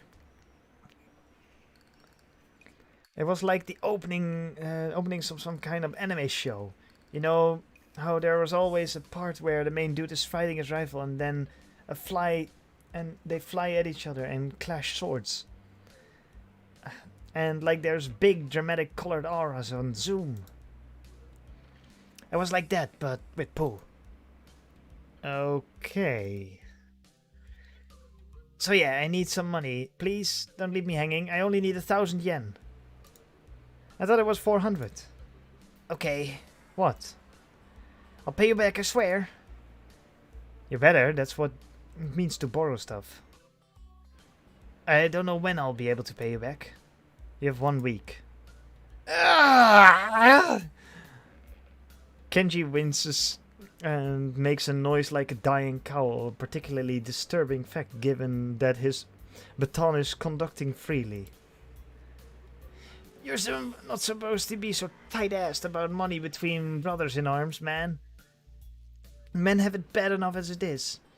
Did you know that male porn stars make about half of what the female porn stars make? That doesn't mean anything unless you're a porn star. So, maybe I am a porn star on the side, struggling to make ends meet as I fight for the feminist agenda. And you can't even spot me your crumbs. You bastard, nobody understands. Nobody! Would a feminist be against pornography in the first place? This feminist agenda stuff again? This stuff is important. I can see that you don't give a shit, but this is serious. But this is serious here. Feminists are a dangerous enemy. Make no mistake. You take them lightly and you'll wake up in the morning with a knife in your back. Bam! Out of nowhere. How do you wake up in the morning if someone stabbed you in your sleep? Women are terrible at stabbing things. I thought you said to not take them lightly. Well, I mean, don't take them lightly for... and take them lightly for the big things. Individually, they're not a threat, but if there was some kind of war, like a big war, with men on one side and the feminist forces on the other side, it would be pretty ugly. And the day will come when the feminists come out of their central top secret worldwide feminist headquarters and they'll say, "Now it's on, motherfuckers." You're being ridiculous. There's no worldwide feminist headquarters building. Where would you even hide that? I mean, it'd have to be massive. You couldn't hide that on Earth. Someone would notice a big fortress with women only in it. Who said it was on Earth? And this way it... I turn away from Kenji and start practicing frowning faces in the mirror so that I can figure out what kind of frown will best express my emotions. He can't see me from this distance anyway. Which unfortunately means that he keeps on ranting without any regard to sense of sensibility. Yeah, there's a big war going on. A war not many know about. But it's a great one that will one day boil over and encompass all of the known world. Then we will have to pick sides. We'll have to make a stand. In fact, it's happening right now. A joke in 2010.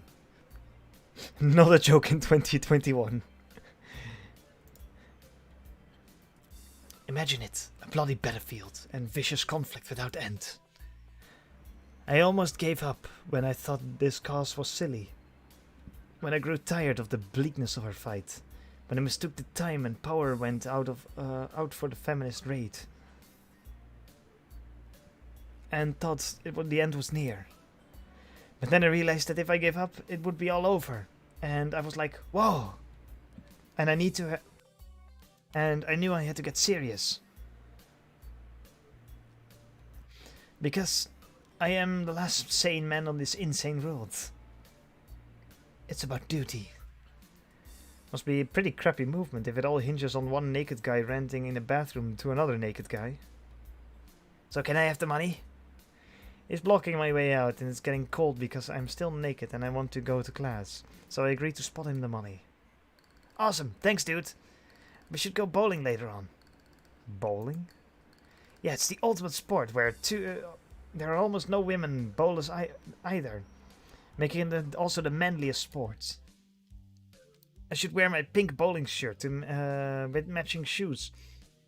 Or pastel green with flower accents.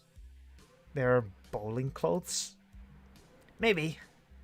Anyway, you better pay me back. I can pay you back in stuff, right? I don't have the time to ask him to elaborate on what that means. I don't know. I have to get to class. You're kind of in the way. Oh, sorry, yeah. I don't want to hold you up, and I have some stuff to do myself. The time has come. Time for what? I just like saying that. Hi, Faith. Yes. It's just this beautiful scene.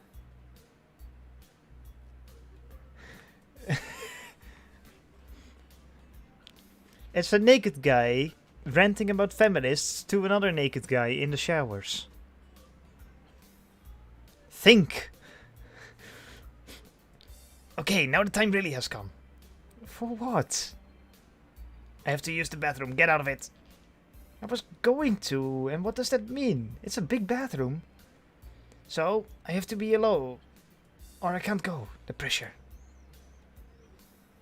5 meters apart, of course. They're still wearing socks. Okay, what if someone else comes in?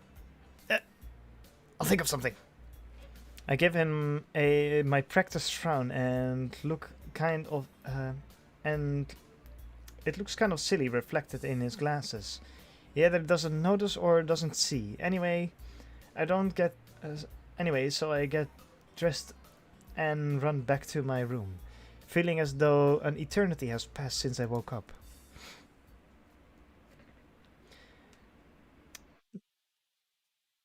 That is time I will never get back. I'll get him for this somehow. But right now, I have to get to class. I'm the first person in class today. Although I think I'm a little too early. Then again, sitting here alone for 20 minutes sure beats having to suffer that time with Kenji.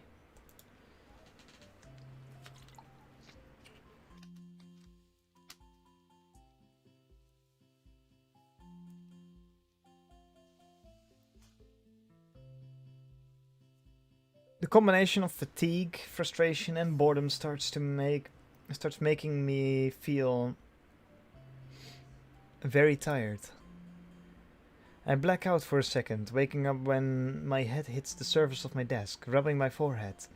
Suddenly, I realize this is as good as a reason as any to stay up for now and stop coming to classes early later. Eventually, I hear the tapping noise outside the hallway, and Lily's tall figure appears in the doorway. She's not in this class, so she must have some other business. Maybe she's looking for Hanako. Lily stops at the door, looking hesitant as if she was a vampire who can't come in unless invited. I consider doing so, because she looks rather lonesome standing there. She steps in on her own accord, though, after straightening her skirt and shirt collar, as if it was of importance to look prim when entering our classroom. Excuse me? She calls into the quiet classroom with a probing, delicate voice. I realize the silence might unnerve her because of her blindness, so I break it. Good morning, Lily. Hisao? Good morning. I didn't hear you come in. I wonder if she thinks it's suspicious I didn't say anything to her before. It's likely if I were to tell too big a lie now, it would sink me. Well, I was already here, just asleep now. Oh, have you seen Hanako today by any chance? No, she seems to come in only just before the bell rings. Or after that. Do you want to tell me, do you want me to tell her something for you? No, it's fine. It's strange. I think we're the only two people in the school right now. I didn't hear anyone on my way here. I shouldn't have gotten up this early today, I guess. You're chastising yourself for doing something that other people should do. Punctuality is a good thing. I think so, anyway. It's a very busy morning today. The festival's coming up soon, and today is the deadline for the event registration, budget reports, and other official paperwork. It could be that everyone is trying to complete the necessary forms, at least at the last minute. At the last minute. Maybe that's why it's so quiet today. Hi! Misha pops into the room with Shizune as if on cue, shouting with the loudness that makes Lily visibly flinch. Hi, Hichan!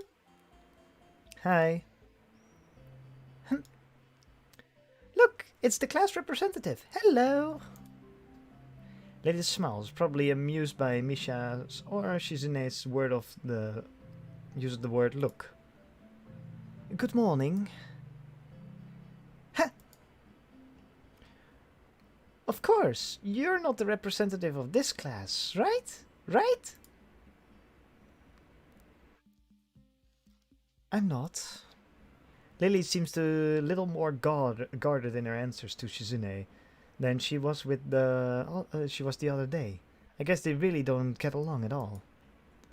Then I realized that Lily might have actually not known Shizune is present, and she's trying to detect whether or not she is, to know who she's talking to.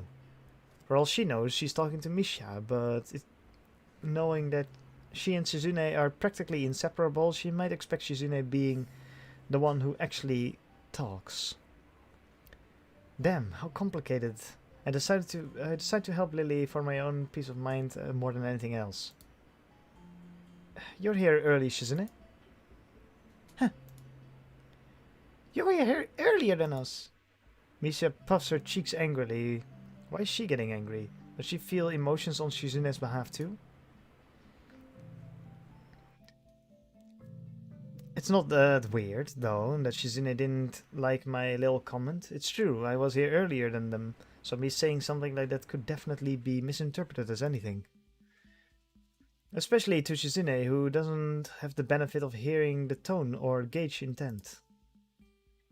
Before I can start weighing whether or not I should apologize, Shizune has already moved on.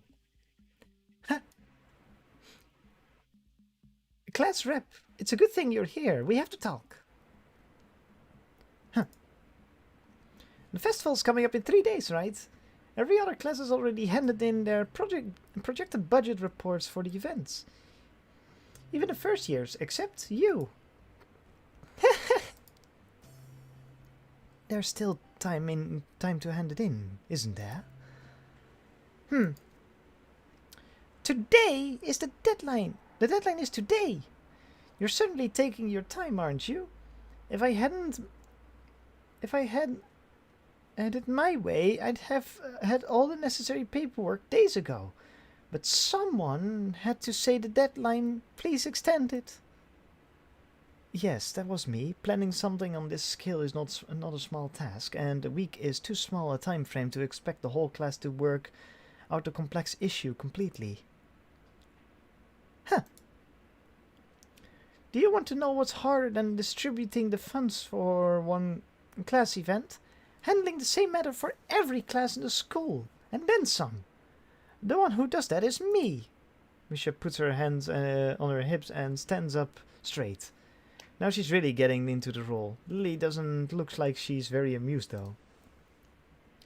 Hey Shizune, aren't you being a little too hard on her? There's still a whole day left. Please Isao, it's alright. Lily seems happy I'm taking her side, but a little conflicted that I might not think she can take care of herself. If this is about the budget, then I'm disappointed you think I have forgotten about it. I understand how important it is. Then, can I please have it? Shizune might not have it... she might not have it on her at this exact second. It's not here right now. I asked 2 students to take care of it for me. Students from my class. She emphasizes the last sentence, much to my surprise. She knows about Shizune and Misha's efforts to rope me into the student council? I guess word must have gotten around. Now she's using me as ammo against Shizune. This just gets better and better. It was your responsibility. A budget report isn't something you should be delegating away. As club rep, it's your job to be on top of things. This kind of disregard for proper procedure is really just terrible. They completed it, being capable of doing so, but the students have been sick recently, so they have not come to school and give it back to me. If you want, I will apologize on their behalf for getting sick. Okay. Although Misha misses Lily's little jab entirely, Shizune doesn't, and she seems torn between being offended by Lily's daring and jumping for joy at the prospect of a challenge. Lily, don't they live here at the school? That's a 5-minute walk, you know. We could possibly have that prevent that. What could they possibly have that prevents them from taking 5 minutes out of their busy lives to drop off something that will affect the enjoyment of their entire class? Lily opens her mouth to say something, but Shizune closes the gap between them and starts sighing furiously, waving her hands around like an orchestra conductor. Misha tries her best to convey the same passion, but can't seem to lose her normal cheerful tone. The result is interesting and somewhat surreal. And what is with that attitude? I said that it's not something you should be delegating away. Are you the class representative or aren't you? Tell me the names of those 2 students. They should have your job if you can't handle something this simple yourself. One form isn't the full extent of what I'm supposed to take care of. Lady's tone is growing slightly impatient, but she is doing a good job of netting not letting Shizune see how unsettled she is becoming. She is playing her cards close to her chest. Shizune, on the other hand, wraps her fingers cheerfully around the edge of her glasses, knowing Lily can neither hear nor see how excited she is. Huh. Of course, you do so much, class rep. It must be so difficult being you. Lily tightens her lip at Misha's words, clearly understanding the intent behind them, even though Misha delivers them without even a hint of sarcasm, which they were meant to have. Shizune and Lily don't like each other, that much is clear, but it seems a little much. But this seems a little much. It seems like Lily has had enough of this and is ready to push back.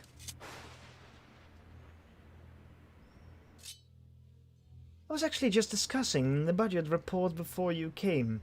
You must be very talented to have finished your student council duties so quickly that you can track me down and make sure I don't forget mine. Are you accusing me of slacking off? It seems like you're confusing me with yourself. I don't think so. That would be a very difficult thing for me to do, comparing myself to you. You're right, the difference between us is like heaven and hell. And it's not hard to guess which one you might represent. The air between them ripples even with the heat of their enmity. Well, not really. They can't disguise it anymore. Can't disguise it anymore, though. Even Misha looks like she's beginning to understand the real nature of this conversation. Huh. Hichan, don't you slack off either. What are you talking about? Huh. Aren't you taking part in the festival, Hichan? You aren't you? Then I hope you're going to do a lot more and to make sure it runs smoothly than this person.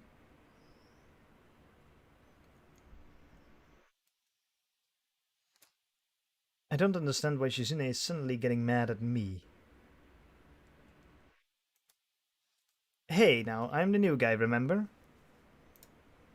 It's not like I could have done much even if I wanted. That's right, you shouldn't expect a transfer student to jump right into this on the first week. Lily taking my side feels oddly comforting, so I decide to back her up too. Hey, you shouldn't be unreasonable with both of us.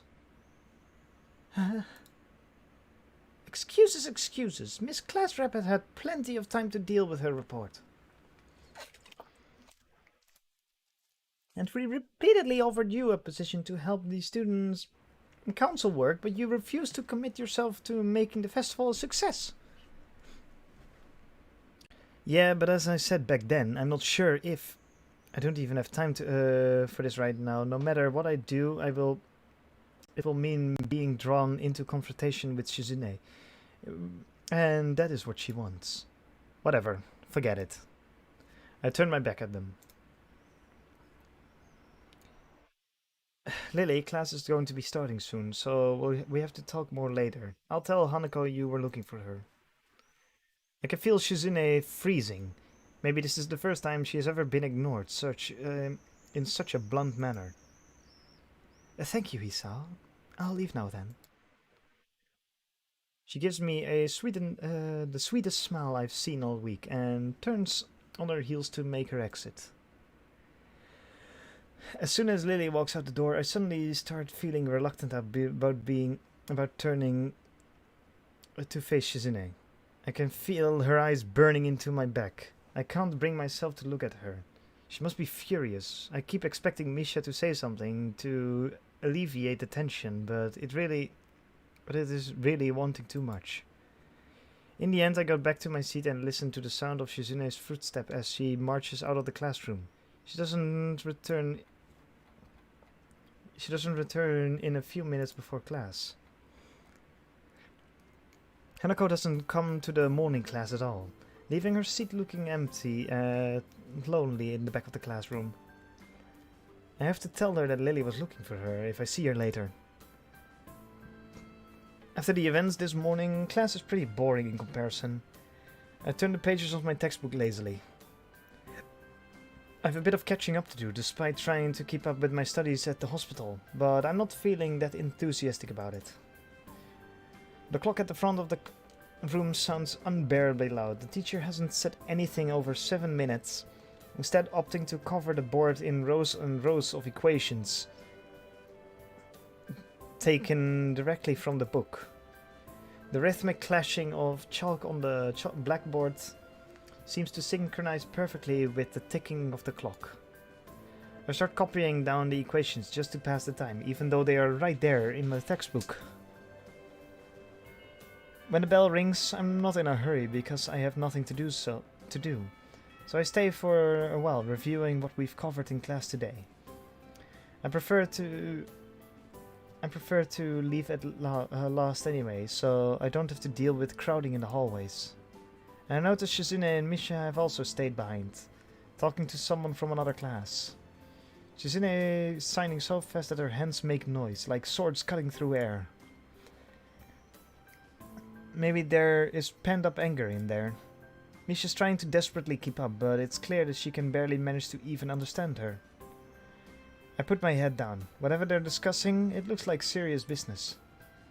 Shizune signs to the point where her wrists crackle and Misha struggles to spit it out in word form. Sometimes she trips over herself like she's dealing with a tongue twister, and then on top of that she has to sign back anything the other girl says. Seems like a rough job. Misha looks tired. She's about to faint. Luckily for her, the business is soon finished, and the other girls sit down on their chair again. Sits again. I'm so tired. She's hanging her head limply on the desk, looking exhausted. I'll use the opportunity to reconcile with Shizune a bit, without getting roped into the student council thing again. Though I suspect that door is closed for me. Is now closed for me.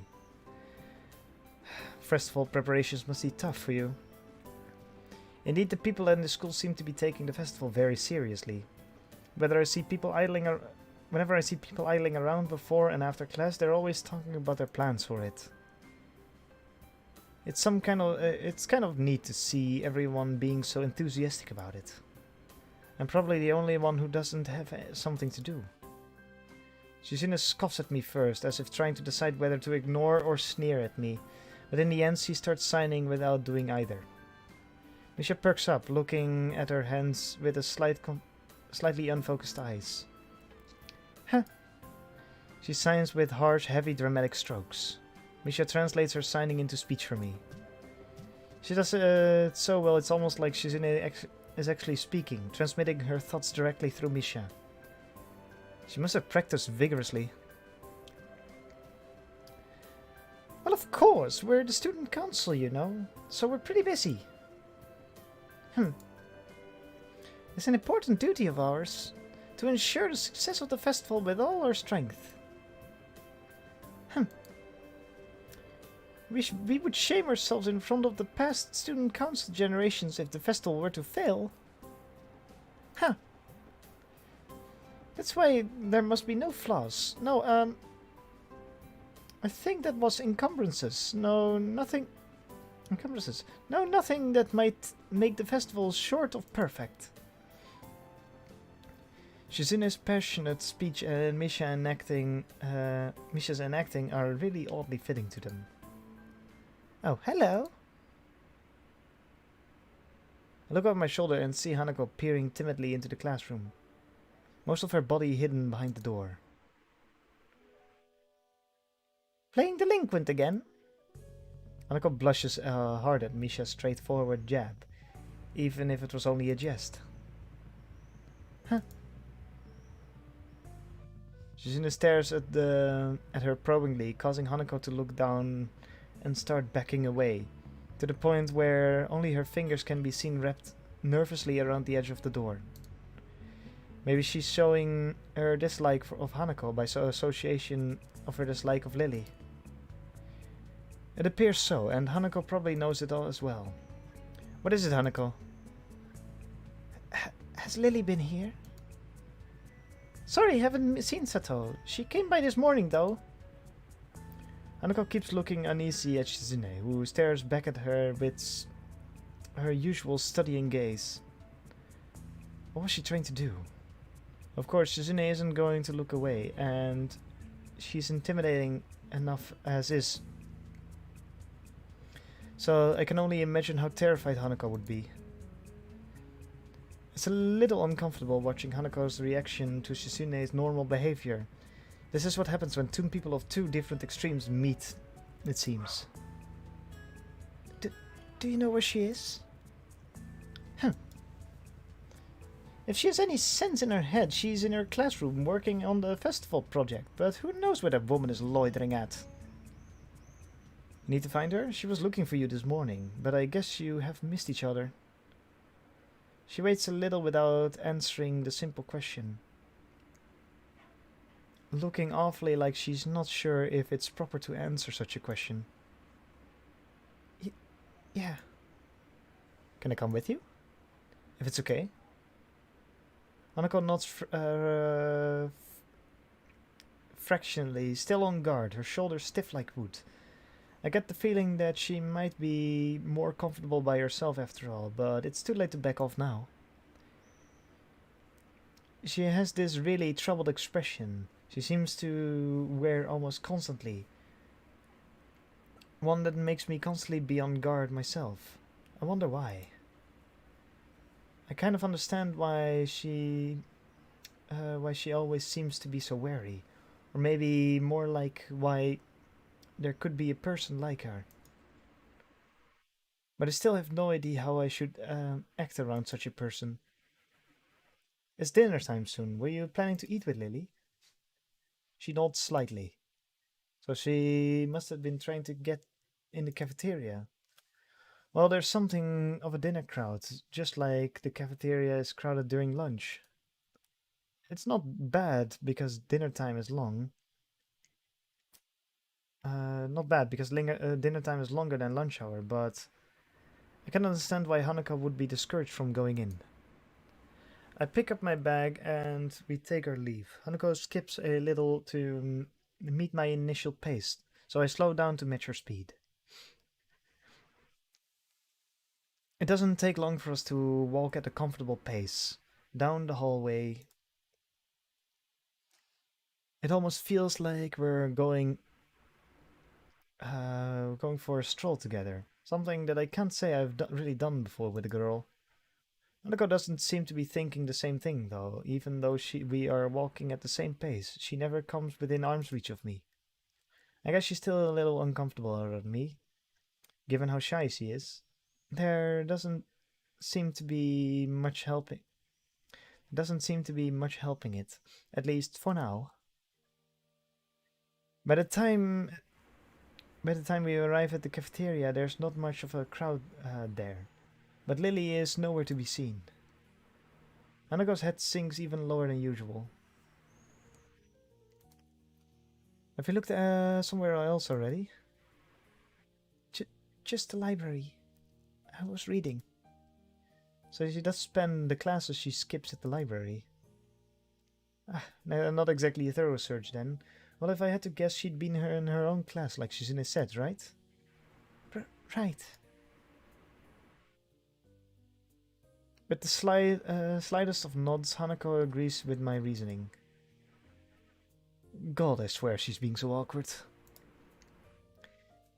It's like I needed a double-layered silk gloves with padding to even begin interacting with her. Some small talk might help her become a bit more used to me. It isn't hard to tell that the silence between us is hovering on the edge of both our minds. So you and Lily usually hang out together after class, right? Yes. I'm not quite sure what I expected from her answer, nor why I even asked the question. That much was rather obvious after all. She doesn't seem like the type to cultivate a social circle. So I suspect that Lily may very well be her only friend. Must be a pain being in different classes, I'm guessing. She gives a sharp, almost reflexive nod, Compared to Lily's Lily's careful thought about actions and speech, Hanako hastens to make her answers as prompt and short as possible. Lily comes by the classroom, though, even when she's busy. She gives a small smile as she says it, evidently appreciating the fact that Lily goes out of her way to help her. It's pretty cute, really. There isn't really anything to say more. Both of us content that the discussion reached an end. As we ascend the stairs back to the lobby, we are met by a group of students heading downstairs, like a school of fish moving from one feeding area to another. They seem to be keeping mostly to themselves, but before I can notice her doing so, Hanako has moved around behind me. Hey, are you alright? Just keep going. The students pass us without as much as a second glance, and Hanako takes up position to my side again. As we enter the building, her momentary reprieve from anxiety all but snatched away. As we climb towards the third floor, she doesn't seem to relax. It isn't as if I've never known a shy person before, or even shy girls, but Hanako seems to be pretty far beyond that. Beyond what I'd call normal in her fear of other people. If it weren't for Lily acting as a mediator, I doubt Hanako would have even been able to walk beside me like this. She seems to completely shut down in the presence of others.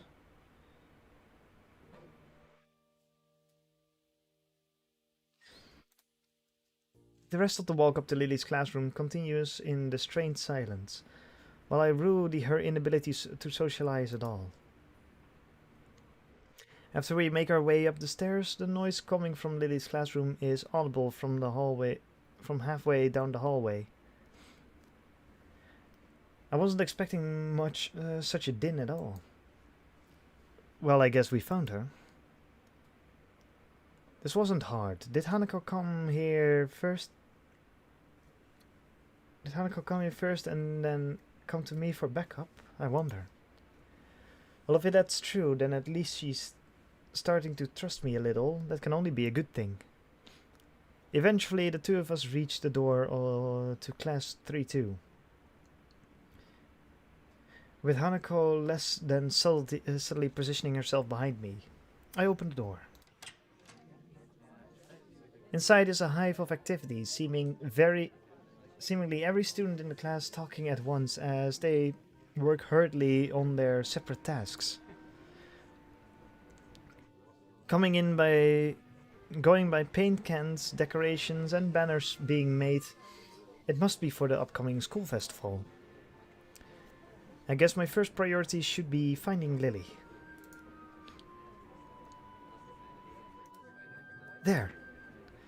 Finding her among a din is surprisingly easy, not the least because of her looks.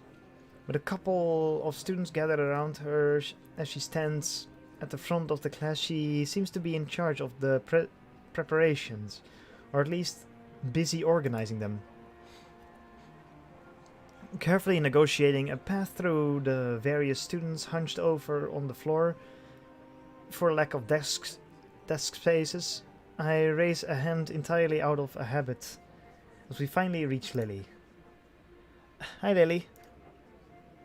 She perks her head up as she breaks off talking to a noticeable smaller girl who must be her classmate, trying to listen as best as she can. Sorry, who? Sorry, Hisao. I've Hanako too. Hi. She's pretty skittish. Considering the number of people around, it isn't too hard to work out why. Lily takes a moment's pause to assess the situation before turning to the other students once again. For the moment, just ask Moria for his advice. Kenji's busy with painting one of the banners already. A quick nod and she bounces off, fingers carefully sliding along the wall's face for orientation. Wait, Kenji? That Kenji? I quickly turn her about, leaning to the side to see past Hanako. Sure enough, in the corner of the room, Kenji is hunched over a sheet of cloth as he paints it. His eyes remain only inches from the brush, reminding me of how close he has to be to make out my face when we met him. Sorry about that. Our class doesn't have many students with even partial eyesight, so they're in high demand.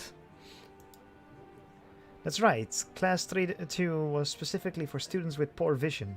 Preparing them for a festival must be pretty arduous for them. Need a hand? I could give you help if you need some. Maybe Hanako could too. A chance to set her mind on something would do her good. But I doubt she has the courage to ask outright. She quickly nods in affirmation afterwards, so I'm confident I made the right move. Lily gives a noticeable sigh of relief. Ah, that's good. This might actually get finished before everyone goes off to dinner now. Would you be able to help the person painting the main banner? It's a big task for him to do, but nobody else can help him. Kenji, sure. She seems surprised that I know him. I can't really blame her. I take it you've met? Our rooms are in the dorm. Rooms in the dorm are right next to each other. Hard to miss each other, really. Well, it's good to see you getting friends so fast. Friend. I wonder if that's the right word to use for him. Hanako's silence during the proceedings reminds me of the reason I put her up to helping in the place. Oops.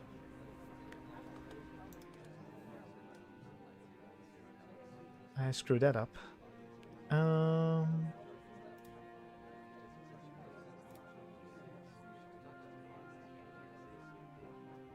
Oops. Oh, that's better.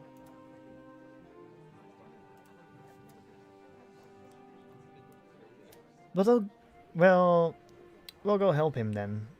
He knows what he's doing, right? That's right. Just ask him if ask if you have any problems. Chorusing in assessment, Hanako and I begin another trek across the classroom. Kenji sits crouched on the floor, his gaze fixed on the white calico in front of him. Hey, Kenji. No answer. He continues dragging his paint-soaked brush along the large half-painted kanji that is sketched on the sheet in pencil. Kenji? Huh? What? Who is this? If this is the way he treats class members, it's no small wonder he's working on this alone. It's me, Hisao, from the... Right, I know that, man. What are you doing here, though? His dismissive attitude annoys me. He must be the type to get really focused on his work, hating to be disturbed by anyone until he's done, I suppose. While we talk, the sound of Hanako's footsteps as she walks out from behind me reminds me that she's there. I was just going to help with the banner. Hanako and I, that is. Hello. Oh, I guess that's okay. As soon as Hanako enters the equation, his demeanor takes a complete about-face. His sudden fall hospitality is slightly unsettling. Alright, women. On second thoughts, this may not have been the greatest idea after all. Hanako and I grudgingly set ourselves down on the opposite side of the cloth banner. To Kenji, nothing Ups the banner to Kenji. Nothing in the several small... Noting the several small paint tints on the ground around it. Class 3-2, noodle stall. You guys selling noodles on the festival on Sunday? Yeah, some stalls outside. Some stalls outside or something. Or something. His non-committal nature sparks a fair amount of suspicion on my behalf. The task at hand comes first, though. So, how do you want to split this? We do the borders and you do the text? Or do you want to switch and do the borders?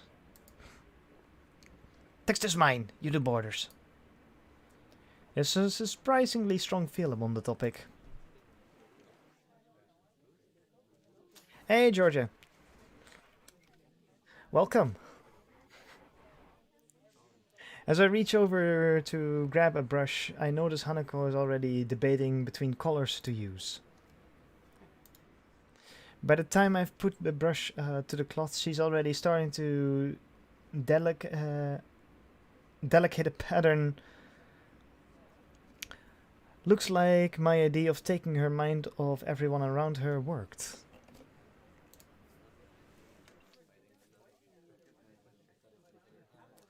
With dark blue strokes, the three of us silently get to work. Not before Kenji takes advantage of Hanako's work. Hanako's working to lean towards me and whisper conspirately through. Okay, man, but why are you here? Hanako just wanted to get Hanako just wanted to some help to find Lily. That's all. He apparently disapproves of my motivations. I get it. It just looks like I misjudged you. You're infiltrating them, aren't you? Going deep undercover. I should have guessed. Letting the truth slip by him would probably be better than outright lying or annoying him. In any case. Is that why you're here? Obviously. It sucks, but there's no better way to get intel than going in yourself. We gotta stick together, man. This is a harsh school, a harsh world. Yes, very harsh. He misses my true meaning as he leans back, satisfied I'm sympathetic to his cause. I'd better get down to work. Finished. Looks like I am too. Good job. The two of us connect up the lines of our patterns, mine being as close as a copy as I could manage of hers. With a grunt, I lever myself up from the floor and look around. Aside from Hanako and myself, there's only Kenji left finishing off a sign, as well as Lily, and a couple of students taking among themselves in the classroom. Looking at my watch, it's no surprise. It's getting pretty late. Need a hand? I offer my hand at Hanako, which she uses to get herself up. As she does, I can't help but glance at her wrist. If her scars extend even to there, just how much of her body was burned. I feel a pang of guilt about it, however, as she quickly covers her wrist with the other hand. Looks good, doesn't it? She looks surprised for a moment before noticing that I mean the banner. It does, I guess. Her smile shows that she feels a slight sense of pride in the result, just as I do. With the floor significantly neater for the decorations being placed on the desk and shelves, it is much easier to get to Lily as we cross the room. We finished the banner. I guess that's all that needs to be done. Lily gives an appreciative nod. Thank you, Isao, Hanako. If there's any way I can thank you. It's fine. Beats sitting in my room studying at any rate. I don't mind either. She nods before suddenly remembering one last person.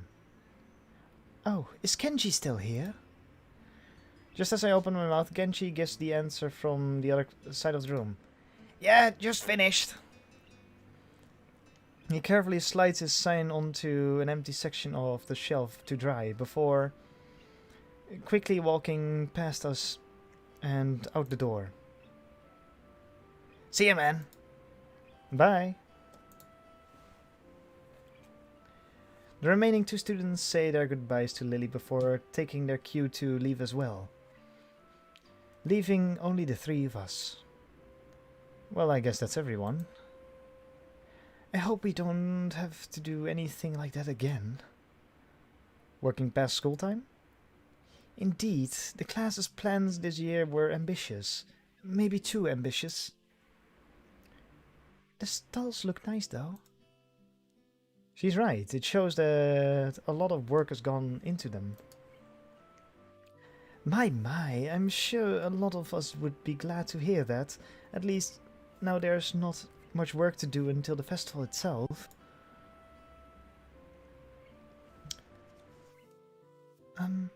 It's getting pretty late. Should we go?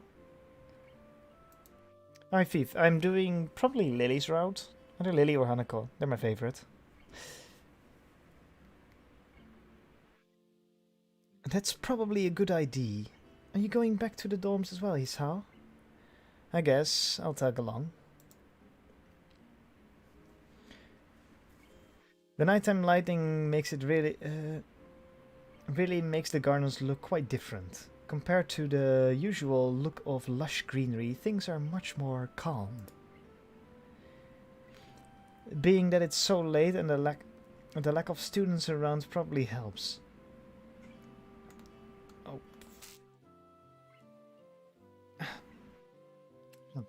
The odd one or two can be seen scurrying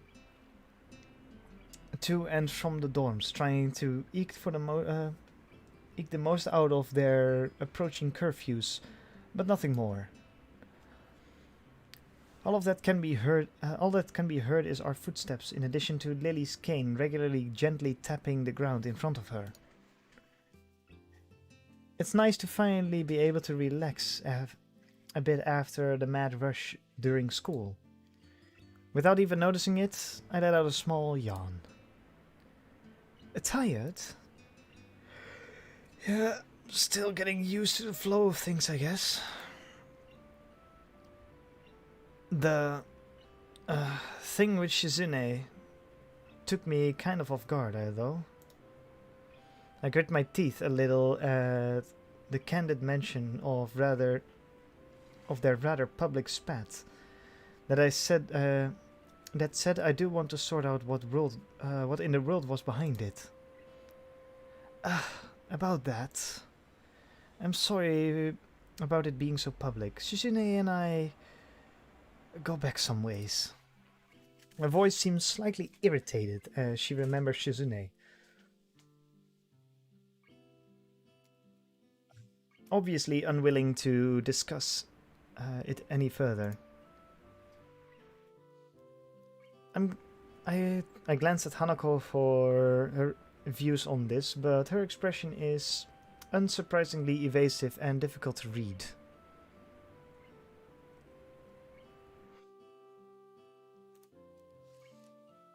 Either way, I guess her apologizing for it is something, even if my curiosity goes unanswered.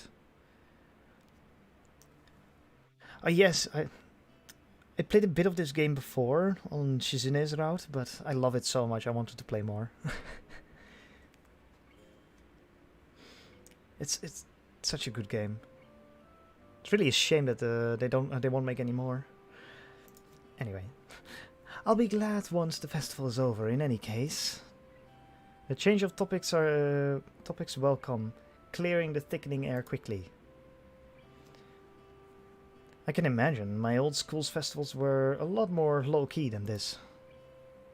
Yamaku stresses the idea of school community. So the staff likes to make our festival as such a special occasion.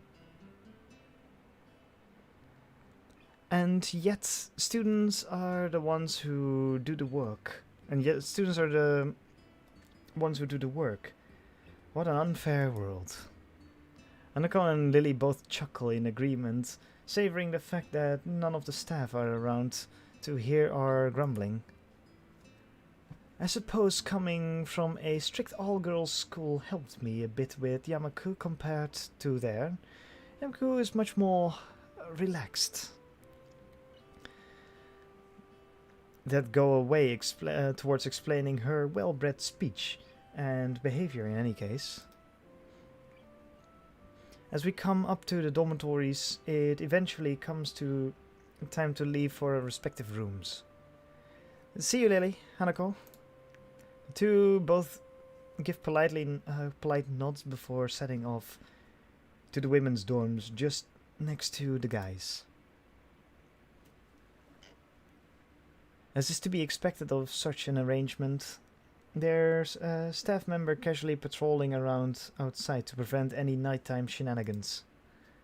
Walking past him, I quickly stretch my arms and rub my neck, both quite sore after having worked on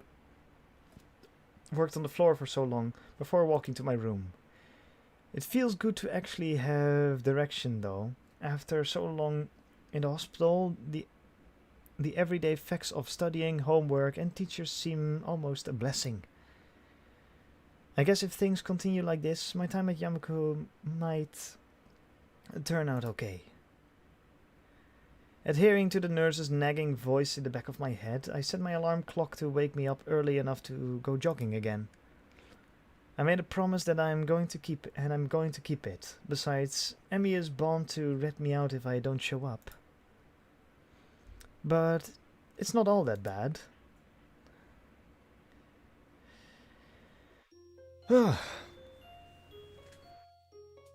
Another day done.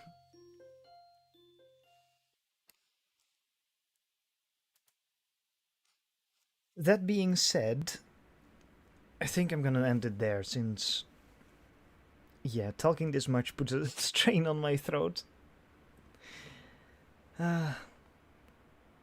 And it's quite a long visual novel, so you can cut it up into smaller parts. I think going at this pace, the route I want to go is going to take 25 hours. I'm not even out of the prologue yet. Or chapter 1, technically. Anyway, let's save, create a new save state. And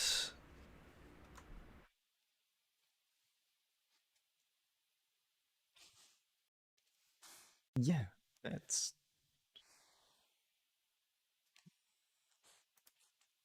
There we go.